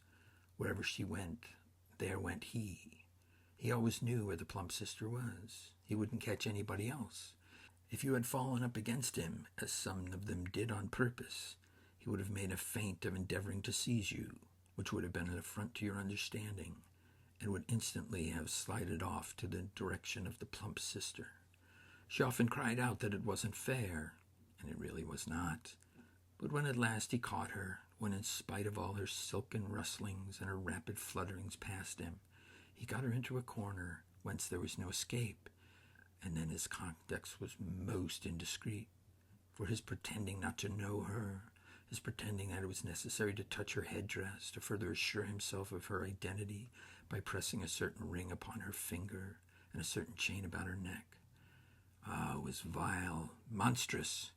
No doubt she told him her opinion of it, when another blind man being in office, they were so very confidential together behind the curtains.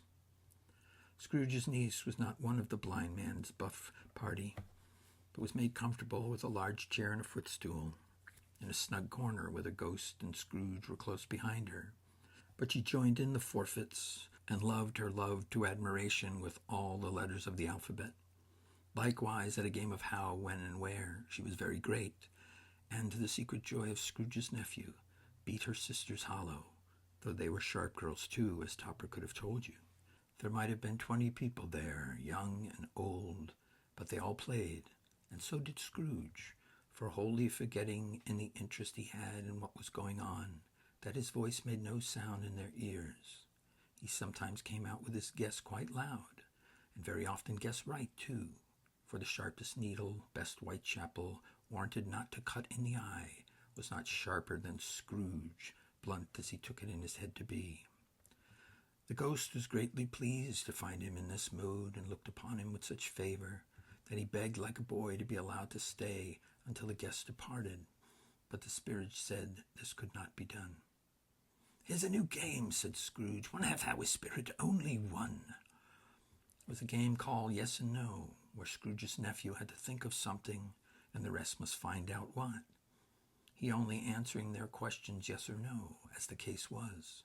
The brisk fire of questioning to which he was exposed elicited from him that he was thinking of an animal, a live animal, rather a disagreeable animal, a savage animal, an animal that growled and grunted sometimes, and talked sometimes, and lived in London, and walked about the streets, and wasn't made a show of, and wasn't led by anybody, and didn't live in a menagerie, and was never killed in a market, and was not a horse, or an ass, or a cow, or a bull, or a tiger, or a dog, or a pig, or a cat, or a bear. At every fresh question that was put to him, this nephew burst into a fresh roar of laughter, and was so inexpressibly tickled that he was obliged to get up off the sofa and stamp. At last the plump sister, falling into a similar state, cried out, "I have found it! I know what it is, Fred! I know what it is!" "What is it?" cried Fred. "It's your Uncle Scrooge!" Which it certainly was. Admiration was the universal sentiment, though some objected to the reply to "Is it a bear?" ought to have been yes, inasmuch as an answer in the negative was sufficient to have diverted their thoughts from Mr. Scrooge, supposing they had ever had any tendency that way. "Ah, he has given us plenty of merriment, I am sure," said Fred, "and it would be ungrateful not to drink to his health. Here is a glass of mulled wine ready to our hand at the moment, and I say, Uncle Scrooge." "Well, Uncle Scrooge," they cried. "A Merry Christmas and a Happy New Year to the old man, wherever he is," said Scrooge's nephew. "He wouldn't take it from me, but he may have it nevertheless. Uncle Scrooge." Uncle Scrooge had imperceptibly become so gay and light of heart that he would have pledged an unconscious company in return, and thanked them in an inaudible speech, if the ghost had given him time. But the whole scene passed off in the breath of the last words spoken by his nephew, and he and the spirit were again upon their travels. Much they saw, and far they went, and many homes they visited, but always with a happy end. The spirits stood beside sick beds, and they were cheerful. On foreign lands, and they were close at home. By struggling men, and they were patient in their greater hope. By poverty, and it was rich. In almshouse, hospitals, jails, and misery's every refuge, where vain man in his little brief authority had not made fast the door and barred the spirit out, he left his blessing and taught Scrooge his precepts. It was a long night, if it were only a night, But Scrooge had his doubts of this because the Christmas holidays appeared to be condensed into the space of time they passed together. It was strange, too, that while Scrooge remained unaltered in his outward form, the ghost grew older, clearly older. Scrooge had observed this change but never spoke of it till they left the children's 12th night party, when looking at the spirit as they stood together in an open place, he noticed that its hair was gray. "Are spirits' lives so short?" asked Scrooge. "My life upon this globe is very brief," replied the ghost. "It ends tonight." "Tonight?" cried Scrooge. "Tonight at midnight. Hark! The time is drawing near." The chimes were ringing the 11:75 at the moment. "Forgive me if I am not justified in what I ask," said Scrooge, looking intently at the spirit's robe. "But I see something strange not belonging to yourself protruding from your skirts. Is it a foot or a claw?" "It might be a claw, for the flesh that is upon it," was the spirit's sorrowful reply. "Look here." From the foldings of its robe it brought 2 children, wretched, abject, frightful, hideous, miserable. They knelt down at its feet and clung upon the outsides of its garment. "Oh, man, look here. Look down here," exclaimed the ghost. They were a boy and girl, yellow, meager, ragged, scowling, wolfish, but prostrate too in their humility, where graceful youth should have filled their features out and touched them with its freshest tints. A stale and shriveled hand like that of age had pinched and twisted them and pulled them into shreds. Where angels might have sat enthroned, devils lurked and glared out menacingly. No change, no degradation, no perversion of humanity in any grade through all the mysteries of wonderful creation, as monsters half so horrible and dread. Scrooge stared back, appalled. Having them shown to him in this way, he tried to say they were fine children, but the words choked themselves rather than be parties to a lie of such enormous magnitude. "Spirit, are they yours?" Scrooge could say no more. "They are man's," said the spirit, looking down upon them, "and they cling to me, appealing from their fathers. This boy is ignorance, and this girl is want. Beware them both, in all of their degree, but most of all beware this boy, for on his brow I see that which is written doom. Unless the writing is erased, deny it," cried the spirit, stretching out his hand towards the city. "Slander those who tell it ye. Admit for your factious purposes, and make it worse, and abide the end." "Have they no refuge or resource?" cried Scrooge. "Are there no prisons?" said the spirit, turning on him for the last time with his own words. "Are there no workhouses?" The bell struck 12. Scrooge looked about him for the ghost and saw it not. As the last stroke ceased to vibrate, he remembered the prediction of old Jacob Marley, and lifting up his eyes, beheld a solemn phantom, draped and hooded, coming like a mist along the ground towards him. Chapter 4. The Last of the Spirits. The phantom slowly, gravely, silently approached. When it came near him, Scrooge bent down upon his knee, for in the very air through which this spirit moved, it seemed to scatter gloom and mystery. It was shrouded in a deep black garment, which concealed its head, its face, its form, and left nothing of it visible save one outstretched hand. But for this, it would have been difficult to detach its figure from the night and separate it from the darkness by which it was surrounded. He felt that it was tall and stately when it came beside him, and that its mysterious presence filled him with a solemn dread. He knew no more, for the spirit neither spoke nor moved. "Am I in the presence of the ghost of Christmas yet to come?" said Scrooge. The spirit answered not, but pointed onward with its hand. "You are about to show me shadows of the things that have not happened, but will happen in time before us," Scrooge pursued. "Is that so, spirit?" The upper portion of the garment was contracted for an instant in its folds, as if the spirit had inclined its head. That was the only answer he received. Although well used to ghostly company by this time, Scrooge feared the silent shape so much that his legs trembled beneath him, and he found that he could hardly stand when he prepared to follow it. The spirit paused a moment, as observing his condition and giving him time to recover. But Scrooge was all the worse for this. It thrilled him with a vague, uncertain horror to know that behind the dusky shroud there were ghostly eyes intently fixed upon him, while he, though he stretched his own to the utmost, could see nothing but a spectral hand and one great heap of black. "Ghost of the future," he exclaimed, "I fear you more than any spectre I have seen. But as I know your purpose is to do me good, and as I hope to live to be another man from what I was, I am prepared to bear you company and do it with a thankful heart. Will you not speak to me?" It gave him no reply. The hand was pointed straight before them. "Lead on," said Scrooge, "lead on. The night is waning fast, and it is precious time to me. I know, spirit. Lead on."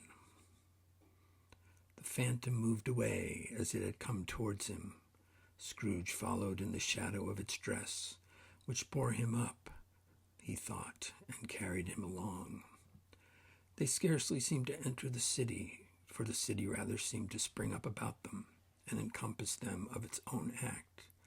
But there they were, in the heart of it, on 'change among the merchants, who hurried up and down and chinked the money in their pockets, and conversed in groups, and looked at their watches, and trifled thoughtfully with their great gold seals, and so forth, as Scrooge had seen them often. The spirit stopped beside one little knot of businessmen, observing that the hand was pointed to them. Scrooge advanced to listen to their talk.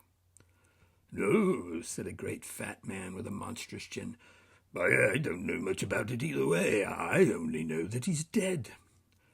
"When did he die?" inquired another. "Last night, I believe."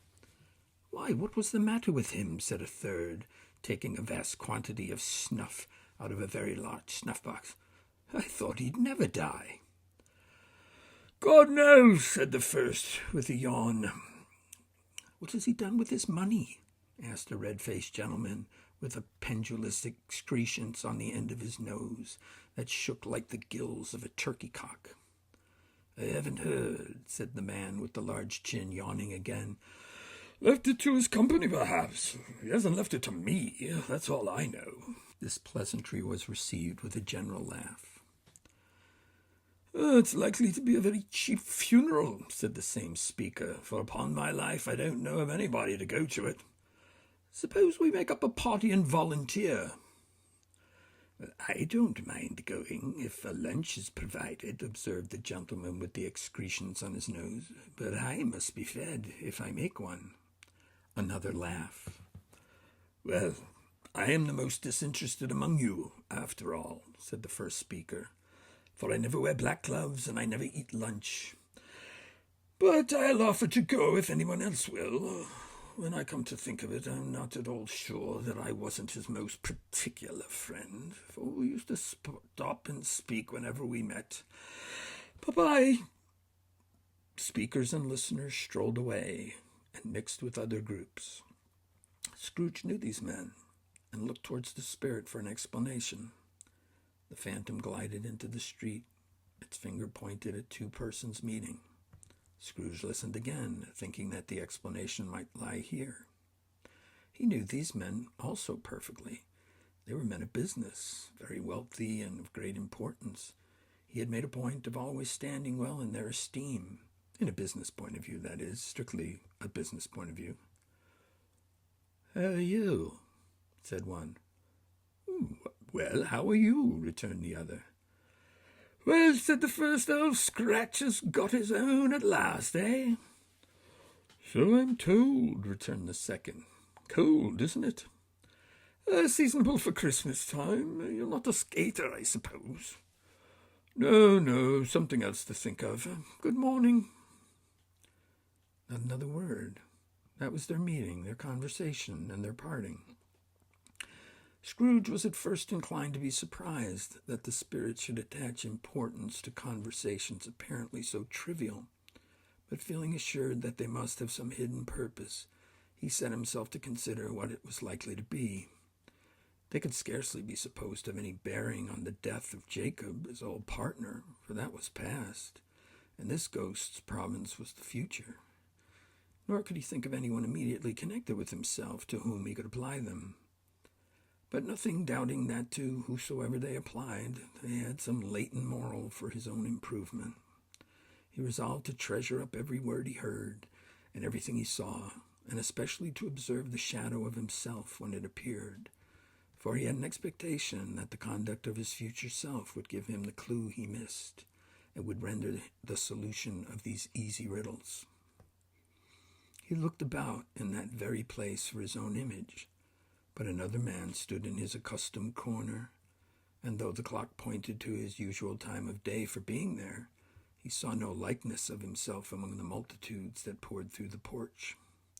It gave him little surprise, however, for he had been revolving in his mind a change of life, and thought and hoped he saw his newborn resolutions carried out in this.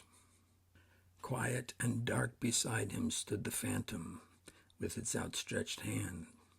When he roused himself from his thoughtful quest, he fancied from the turn of the hand and its situation in reference to himself that the unseen eyes were looking at him keenly. It made him shudder and feel very cold. They left the busy scene and went into an obscure part of the town where Scrooge had never penetrated before, although he recognized its situation and its bad repute.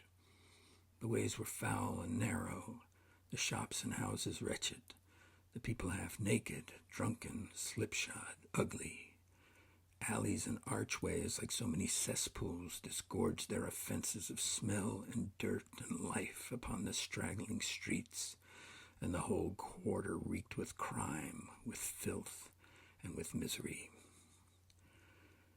Far in this den of infamous resort, there was a low-browed beetling shop below a penthouse roof, where iron, old rags, bottles, bones, and greasy offal were bought. Upon the floor within were piled up heaps of rusty keys, nails, chains, hinges, files, scales, weights, and refuse iron of all kinds. Secrets that would like to scrutinize were bred and hidden in the mountains of unseemly rags, masses of corrupted fat, and sepulchres of bones. Sitting in among the wares he dealt in, by a charcoal stove made of old bricks, was a gray-haired rascal nearly 70 years of age, who had screened himself off from the cold air without by a frowsy curtaining of miscellaneous tatters hung upon a line, and smoked his pipe in all the luxury of calm retirement. Scrooge and the phantom came into the presence of this man, just as a woman with a heavy bundle slunk into the shop. But she had scarcely entered when another woman similarly laden came in too, and she was closely followed by a man in faded black, who was no less startled by the sight of them than they had been upon the recognition of each other. After a short period of blank astonishment, in which the old man with the pipe had joined them, they all three burst into a laugh. "Let the charwoman alone to be the first," cried she who had entered first. "Let the laundress alone be the second, and let the undertaker's man alone be the third. Look here, old Joe, here's a chance, if we haven't all three met here without meaning it." "You couldn't have met in a better place," said old Joe, removing his pipe from his mouth. "Come into the parlour. You were made free of it long ago, you know, and the other two ain't strangers. Stop till I shut the door of the shop. Ah, how it squeaks. There ain't such a bit of metal in this place that has its own hinges, I believe, and I'm sure there's no such old bones in here as mine. We're all suitable to our calling. We're all well matched. Come into the parlor, come into the parlor. The parlor was a space behind the screen of rags. The old man raked the fire together with an old stair rod, and having trimmed his smoky lamp, for it was night, with the stem of his pipe, he put it in his mouth again. While he did this, the woman who had already spoken threw her bundle on the floor and sat down in a flaunting manner on a stool, crossing her elbows on her knees and looking with a bold defiance at the other two. "What odds, then? What odds, Mrs. Dilber?" said the woman. "Every person has a right to take care of themselves. He always did." "That's true indeed," said the laundress. "No man more so." "Why, then, don't stand there staring as if you were afraid, woman. Who's the wiser? We're not going to pick hold in each other's coats, I suppose." "Oh, no, indeed," said Mrs. Dilber and the man together. "We should hope not." "Very well," cried the woman. "That's enough. Who's the worse for the loss of a few things like these? Not a dead man, I suppose." "Oh, no, indeed," said Mrs. Dibbler, laughing. "If he wanted to keep him after he was dead, a wicked old screw," pursued the woman, "why wasn't he natural in his lifetime? If he had been, he'd had somebody there to look after him when he was struck with death, instead of lying gasping out there all alone by himself." "It's the truest words that were ever spoken," said Mrs. Dilber. "It's a judgment on him."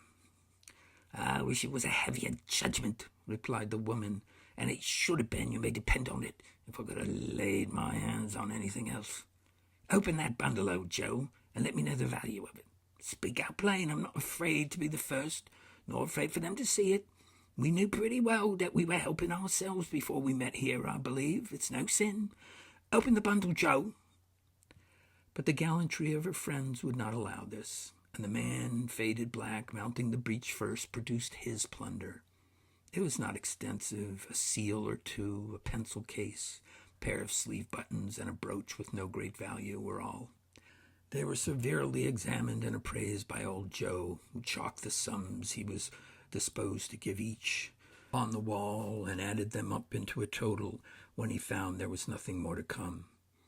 "That's your account," said Joe, "and I wouldn't give another sixpence if I was to be boiled for not doing it. Who's next?" Mrs. Dibbler went next. Sheets and towels, old little wearing apparel, 2 old-fashioned silver spoons, a pair of sugar tongs, and a few boots.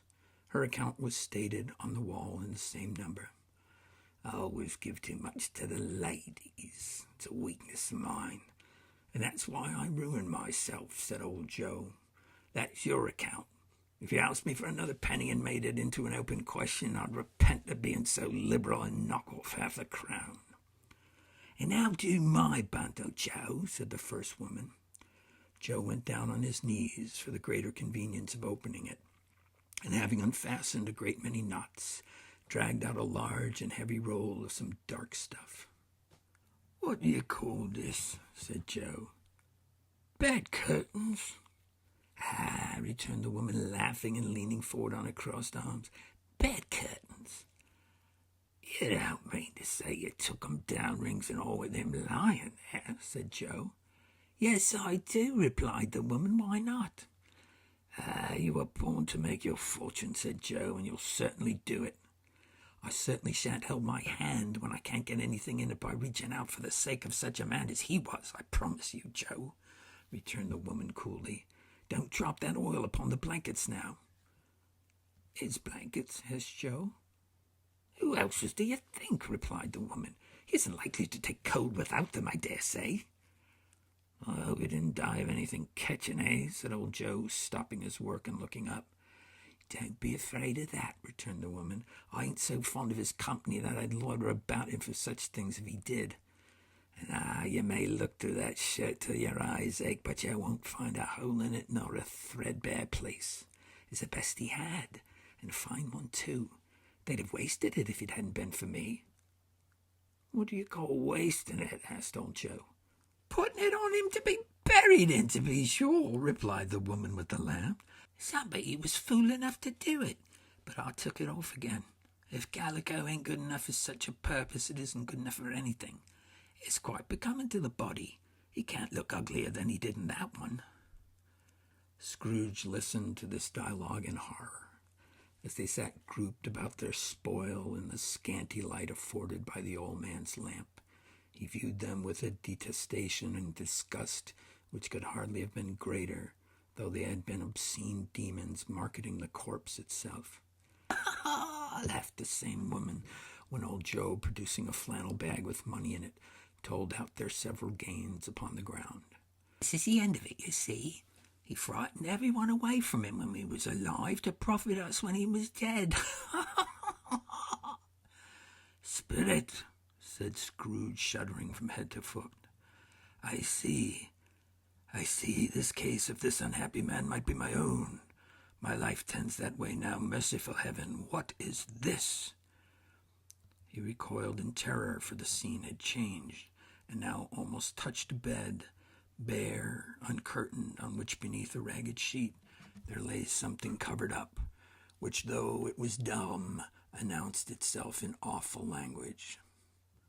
The room was very dark, too dark to be observed with any accuracy, though Scrooge glanced round it in obedience to a secret impulse, anxious to know what kind of room it was. A pale light rising in the outer air fell straight upon the bed, and on it, plundered and bereft, unwatched, unwept, uncared for, was the body of this man. Scrooge glanced towards the phantom. Its steady hand was pointed to the head. The cover was so carelessly adjusted that the slightest raising of it, the motion of a finger upon Scrooge's part, would have disclosed the face. He thought of it, felt how easy it would be to do, and longed to do it, but had no more power to withdraw the veil than to dismiss the spectre at his side.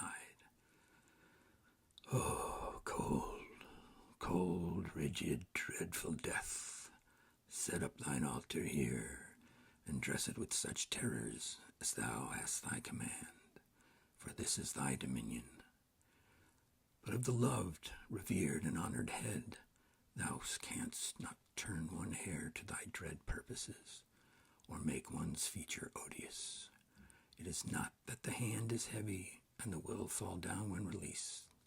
It is not that the heart and pulse are still, but that the hand was open, generous and true, the brave heart warm and tender, and the pulse was a man's.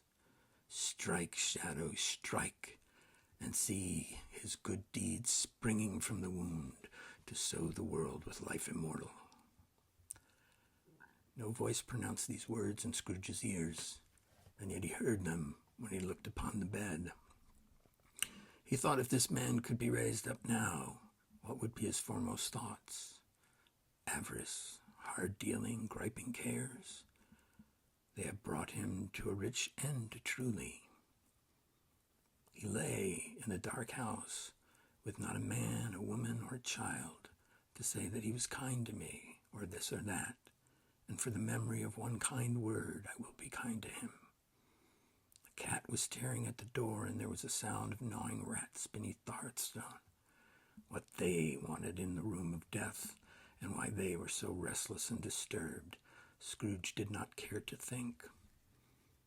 Spirit, he said, this is a fearful place, and leaving it I shall not leave its lesson. Trust me, let's go. Still the ghost pointed with an unmoved finger to the head. I understand you, Scrooge returned, and I would do it if I could, but I have not the power, Spirit. I have not the power. Again it seemed to look upon him. If there is any person in the town who feels emotion caused by this man's death, said Scrooge, quite agonized, show that person to me, Spirit, I beseech you. The phantom spread its dark robe before him for a moment like a wing, and withdrawing it, revealed a room by daylight, where a mother and her children were. She was expecting someone, and with anxious eagerness, for she walked up and down the room, stared at every sound, looked out from the window, and glanced at the clock, tried, but in vain, to work her needle, and could hardly bear the voices of the children in their play. At length the long-expected knock was heard. She hurried to the door and met her husband, a man whose face was careworn and depressed, though he was young. There was a remarkable expression in it now, a kind of serious delight of which he felt ashamed and which he struggled to express. He sat down to dinner that had been hoarding for him by the fire, and when she asked him faintly what news, he appeared embarrassed on how to answer. "Is it good?" she said, "or bad?" to help him. "Bad," he answered. "We are quite ruined?" No, there is hope yet, Caroline." "If he relents," she said, amazed. "There is. Nothing past hope if such a miracle has happened." "He is past relenting," said her husband. "He is dead." She was a mild and patient creature if her face spoke truth, but she was thankful in her soul to hear it, and she said so with clasped hands. She prayed forgiveness for the next moment and was sorry, but the first was the emotion of the heart. "What the half-drunken woman who I told you of last night said to me when I tried to see him and obtain a week's delay, in what I thought was a mere excuse to avoid me, turns out to have been quite true. He was not only very ill, but dying then." "To whom will his debt be transferred?" "I don't know, but before that time we shall be ready, and with the money, and even if we are not, it would be bad fortune indeed to find so merciless a creditor as his successor. We may sleep tonight with light hearts, Caroline." Yes, softly, it as they would. Their hearts were lighter. The children's faces, hushed and clustered round to hear what they so little understood, were brighter, and it was a happier house for this man's death. The only emotion the ghost could show him, caused by the event, was one of pleasure. "Let me see some tenderness connected with death," said Scrooge, "or that dark chamber spirit which we left just now will forever present to me." The ghost conducted him through several streets familiar to his feet, and as they went along, Scrooge looked here and there to find himself, but nowhere was he seen. They entered poor Bob Cratchit's house, the dwelling he had visited before, and found the mother and children seated around the fire. Quiet, very quiet. The noisy little Cratchits were as still as statues in one corner, and sat looking up at Peter, who had a book before him. The mother and her daughters were engaged in sewing, but surely they were very quiet. "I took a child and set him in the midst of them." Where had Scrooge heard those words? He had not dreamed them. The boy must have read them out, and he and the spirit crossed the threshold. Why did he not go on? The mother laid her work aside and put her hand up to her face. "The color hurts my eyes," she said. "The color. Oh, poor Tiny Tim." "They're better now," said Cratchit's wife. "It makes them weak by candlelight. And I wouldn't show weak eyes to your father when he comes home for the world. It must be near his time." "Past it, rather," Peter answered, shutting up his book. "But I think he has walked a little slower than he used to, these few last evenings, Mother." They were very quiet again. At last she said, and in a steady, cheerful voice that only faltered once, I have known him to walk with Tiny Tim upon his shoulder very fast indeed." "So have I," cried Peter, "often." "So have I," exclaimed another. So all had. "Oh, but he was so very light to carry," she resumed, intent upon her work. "And his father loved him so that it was no trouble. Oh, and there is your father at the door." She hurried out to meet him, and little Bob, in his comforter, he had need of it, poor fellow, came in. His tea was ready for him on the hob, and they all tried who should help him to it the most. And the two young Cratchits got up on his knees and laid, each child a little cheek against his face, as if they had said, "Don't mind it, Father, don't be grieved." Bob was very cheerful with them and spoke pleasantly to all the family. He looked at the work upon the table and praised the industry and the speed of Mrs. Cratchit and the girls. They would be done long before Sunday, he said. Sunday? You went today, then, Robert, said his wife. Yes, my dear, returned Bob. I wish you could have gone. It would have done you good to see how green a place it is, but you'll see it often. I promised him that I would walk there on a Sunday. Oh, my little child, cried Bob.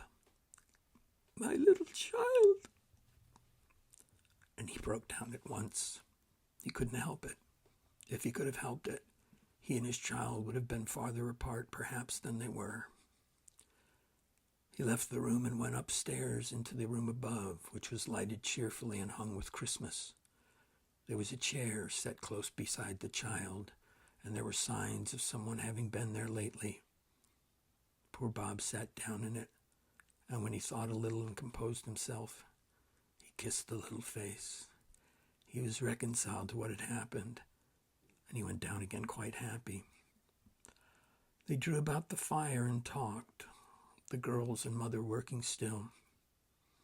Bob told them of the extraordinary kindness of Mr. Scrooge's nephew, whom he had scarcely seen but once, and who, meeting him in the street that day and seeing that he looked a little, just a little down, said Bob, inquired what had happened to distress him. On which, said Bob, for he is the pleasantest spoken gentleman you ever heard, I told him, I'm heartily sorry for you, Mr. Cratchit, he said, and heartily sorry for your good wife. By the by, how did he ever knew that? I don't know. Knew what, my dear? Oh, why, that you were a good wife, replied Bob. Everyone knows that, said Peter. Very well observed, me boy. I hope they do. Heartily sorry, he said, for your good wife. If I can be of any service to you in any way, he said, giving me his card. That's where I live. Pray come to me. Now, wasn't it, cried Bob, for the sake of anything he might be able to do for us, so much as for his kind way. That is quite delightful. It really seemed as if he had known our Tiny Tim and felt with us. Oh, I'm sure he is a good soul, said Mrs. Cratchit. You would be sure of it, my dear, returned Bob, if you saw and spoke to him. I shouldn't be at all surprised. Mark what I say. If he got Peter a better situation. Only hear that, Peter, said Mrs. Cratchit. And then, cried one of the girls, Peter will be keeping company with someone and setting up for himself. Get along with you, retorted Peter, grinning. Just as likely as not, said Bob. One of these days, there's plenty of time for that, my dear. But however and wherever we part from one another, I am sure we shall none of us forget poor Tiny Tim, shall we? Or this first parting that there was among us. Never, father, they all cried. And I know, said Bob, I know, my dears, that when we recollect how patient and how mild he was, although he was a little child, we shall not quarrel easily among ourselves and forget poor Tiny Tim in doing it. No, never, father, they all cried. I am very happy, said Bob. I am very happy. Mrs. Cratchit kissed him, his daughters kissed him, the two young Cratchits kissed him, and Peter himself shook hands. Spirit of Tiny Tim, thy childish essence was from God. Spectre, said Scrooge, something informs me that our parting moment is at hand. I know it, but I know not how. Tell me what man that was who we saw lying dead. The gross of Christmas yet to come conveyed him as before, though at a different time he thought, indeed, there seemed no order in these latter visions, save that they were in the future, into resorts of businessmen, but showed himself not. Indeed, the spirit did not stay for anything, but went straight on, as to the end just now desired, until besought by Scrooge to tarry for a moment. This court, said Scrooge, though we hurry now, is where my place of occupation is, and has been for a length of time. I see the house. Let me behold what I shall be in the days to come. The spirit stopped. The hand pointed elsewhere. "The house is yonder," Scrooge exclaimed. "Why do you point away?" The inexorable finger underwent no change. Scrooge hastened to the window of his office and looked in. It was an office still, but not his. The furniture was not the same, and the figure in the chair was not himself. The phantom pointed as before. He joined it once again, and wondering why and whither he had gone, accompanied it until they reached an iron gate. He paused to look around before entering. A churchyard. Here, then, the wretched man whose name he had now to learn lay underneath the ground. It was a worthy place, walled in by houses, overrun by grass and weeds, growth of vegetation's death, not life, choked up with too much burying, fat with repleted appetite. A worthy place. The spirit stood among the graves and pointed down to one. He advanced towards it, trembling. The phantom was exactly as it had been, but he dreaded that he saw a new meaning in its solemn shape. "Before I draw nearer to that stone to which you point," said Scrooge, "answer me one question. Are these the shadows of the things that will be, or are they the shadows of the things that may be only?" Still the ghost pointed downward to the grave by which it stood. "Men's courses will foreshadow certain ends to which, if preserved in, they must lead," said Scrooge. "But if the courses be departed from, the ends will change. Say that it is thus with what you show me." The spirit was immovable as ever. Scrooge crept towards it as he went, and following the figure, read upon the stone of the neglected grave his own name, Ebenezer Scrooge. "Am I the man who lay upon the bed?" he cried upon his knees. The finger pointed from the grave to him, and back again. "No, spirit, oh, no, no!"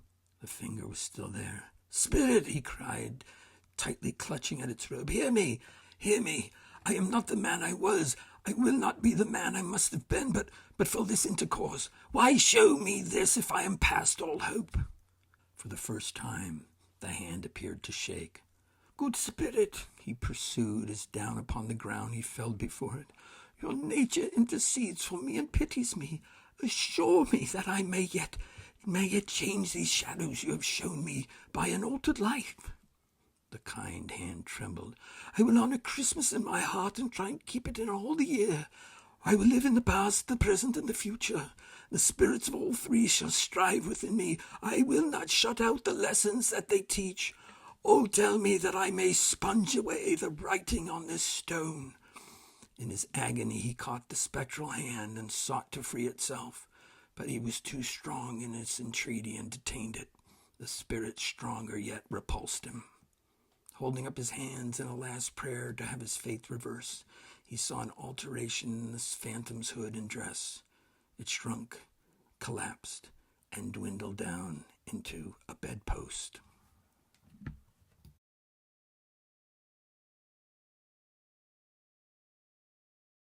Chapter 5. The End of It. Yes, the bedpost was his own. The bed was his own. The room was his own. Best and happiness of all, the time before him was his own, to make amends in. "I will live in the past, the present, and the future," Scrooge repeated as he scrambled out of bed. "The spirits of all three shall strive within me. Oh, Jacob Marley, heaven and the Christmas time be praised for this. I will say it on my knees, oh Jacob, on my knees." He was so fluttered and so glowing with his good intentions that his broken voice would scarcely answer to his call. He had been sobbing violently in his conflict with the spirit, and his face was wet with tears. "They are not torn down," cried Scrooge, folding one of his bed curtains in his arms. "They are not torn down, rings and all. They are here. I am here. The shadows of the things that would have been may be dispelled. They will be. I know they will." His hands were busy with his garments all this time, turning them inside out, putting them on upside down, tearing them, mislaying them, making them parties to every kind of extravagance. I don't know what to do, cried Scrooge, laughing and crying in the same breath, and making a perfect lacoon of himself in his stockings. I feel light as a feather. I'm as happy as an angel. I'm as merry as a schoolboy, and I'm as giddy as a drunken man. Merry Christmas to everybody. Happy New Year to all the world. Hello, hello, hello. He had frisked into the sitting room and was now standing there perfectly winded. Oh, there's the saucepan that the gruel was in, cried Scrooge, starting off again and going round the fireplace. And there's the door by which the ghost of Jacob Marley entered. And there's the corner where the ghost of Christmas present sat. And there's the window where I saw the wandering spirit. It's all right. It's all true. It all happened. Really, for a man who had been out of practice for so many years, it was a splendid laugh, a most illustrious laugh, the father of a long, long line of brilliant laughs. I don't know what day of the month it is, said Scrooge. I don't know how long I've been among the spirits. I don't know anything. I'm quite the baby. Never mind. I don't care. I'd rather be a baby. Loopy. He was checked in his transports by the churches ringing out the lustiest peals he had ever heard. Clash, clang, hammer, ding, dong, bell, bell, dong, ding. Hammer, clang, clash. Oh, glorious, glorious. Running to the window, he opened it and he put out his head. No fog, no mist, clear, bright, jovial, stirring cold. Cold, piping for the blood to dance to. Golden sunlight, heavenly sky, sweet, sweet fresh air, merry bells. Oh, glorious, glorious. What's today? Cried Scrooge, calling down to a boy in Sunday clothes, who perhaps had loitered in to look about him. "Ah?" returned the boy, with all his might of wonder. What day today, my fine fellow?" said Scrooge. "Today?" replied the boy. "Why, it's Christmas Day." "It's Christmas Day," said Scrooge to himself. "I haven't missed it. The spirits have done it all in one night. Oh, of course they can. They can do anything they like. Of course they can. Hello, my fine fellow." "Hello," returned the boy. "Do you know the poulter's in the next street but one? At the corner?" Scrooge inquired. "I should hope I did," replied the lad. "Oh, such an intelligent boy, a remarkable boy. Do you know whether they've sold the prize turkey that was hanging up there? Not the little prize turkey, but the big one."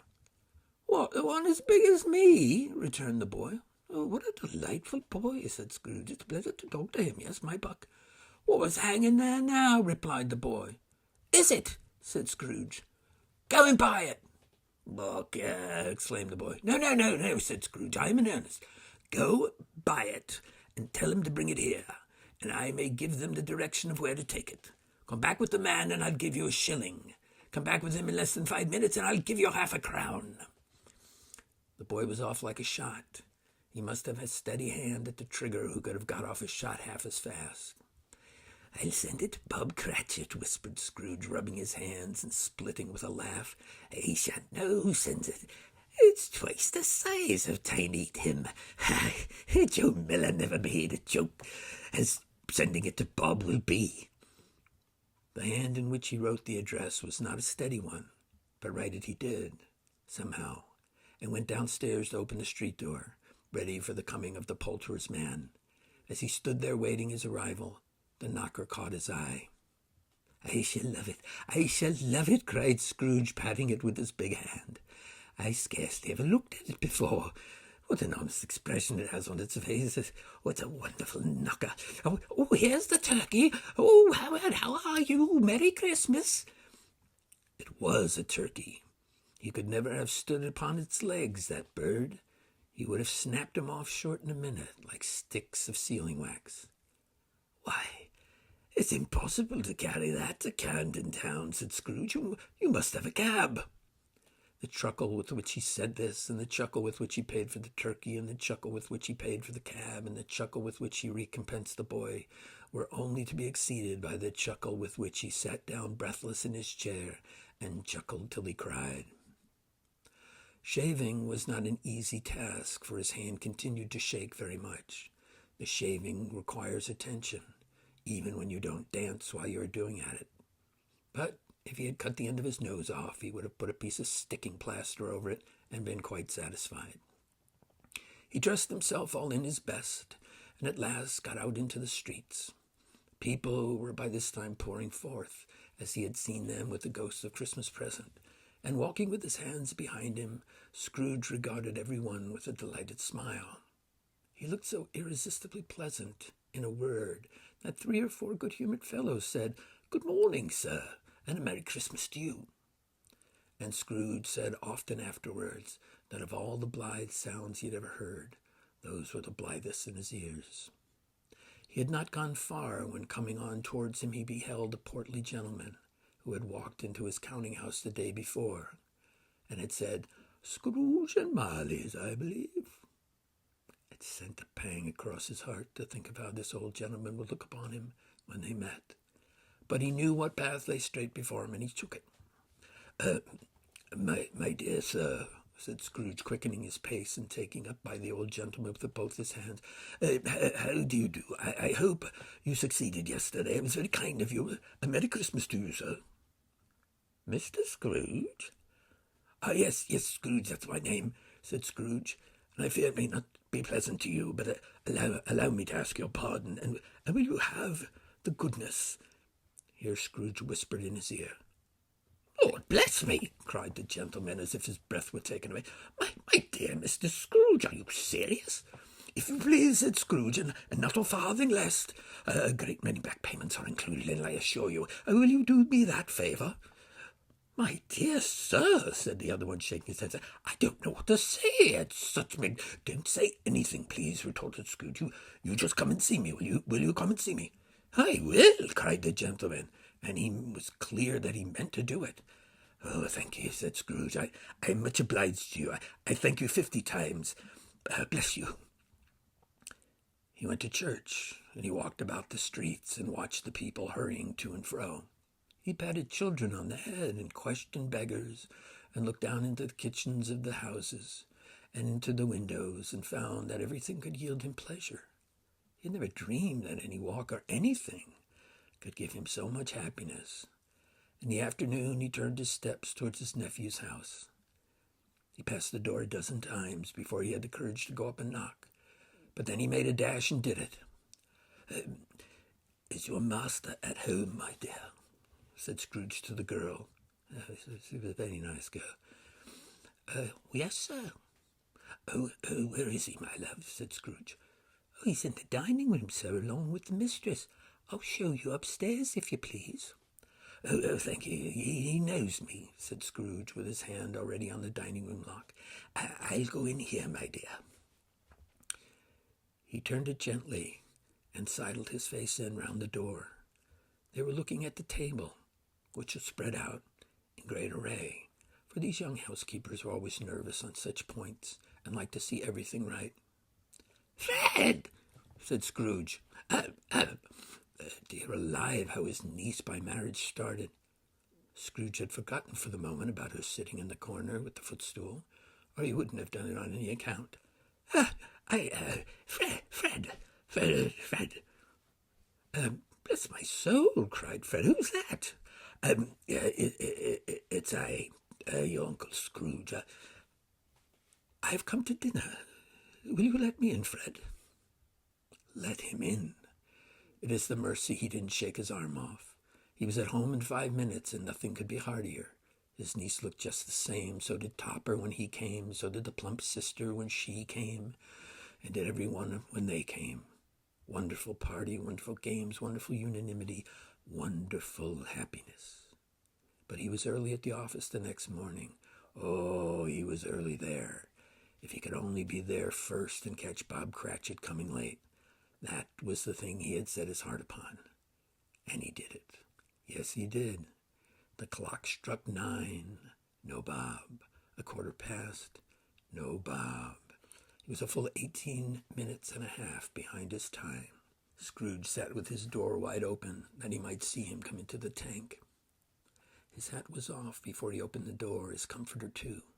He was on his stool in a jiffy, driving away with a pen, as if he were trying to overtake 9 o'clock. "Cratchit!" growled Scrooge in his accustomed voice, as near as he could feign it. "What do you mean by coming in here at this time of day?" "Oh, I'm very sorry, sir," said Bob. I am behind my time." "You are," repeated Scrooge. Yes, I think you are. Step this way, sir, if you please."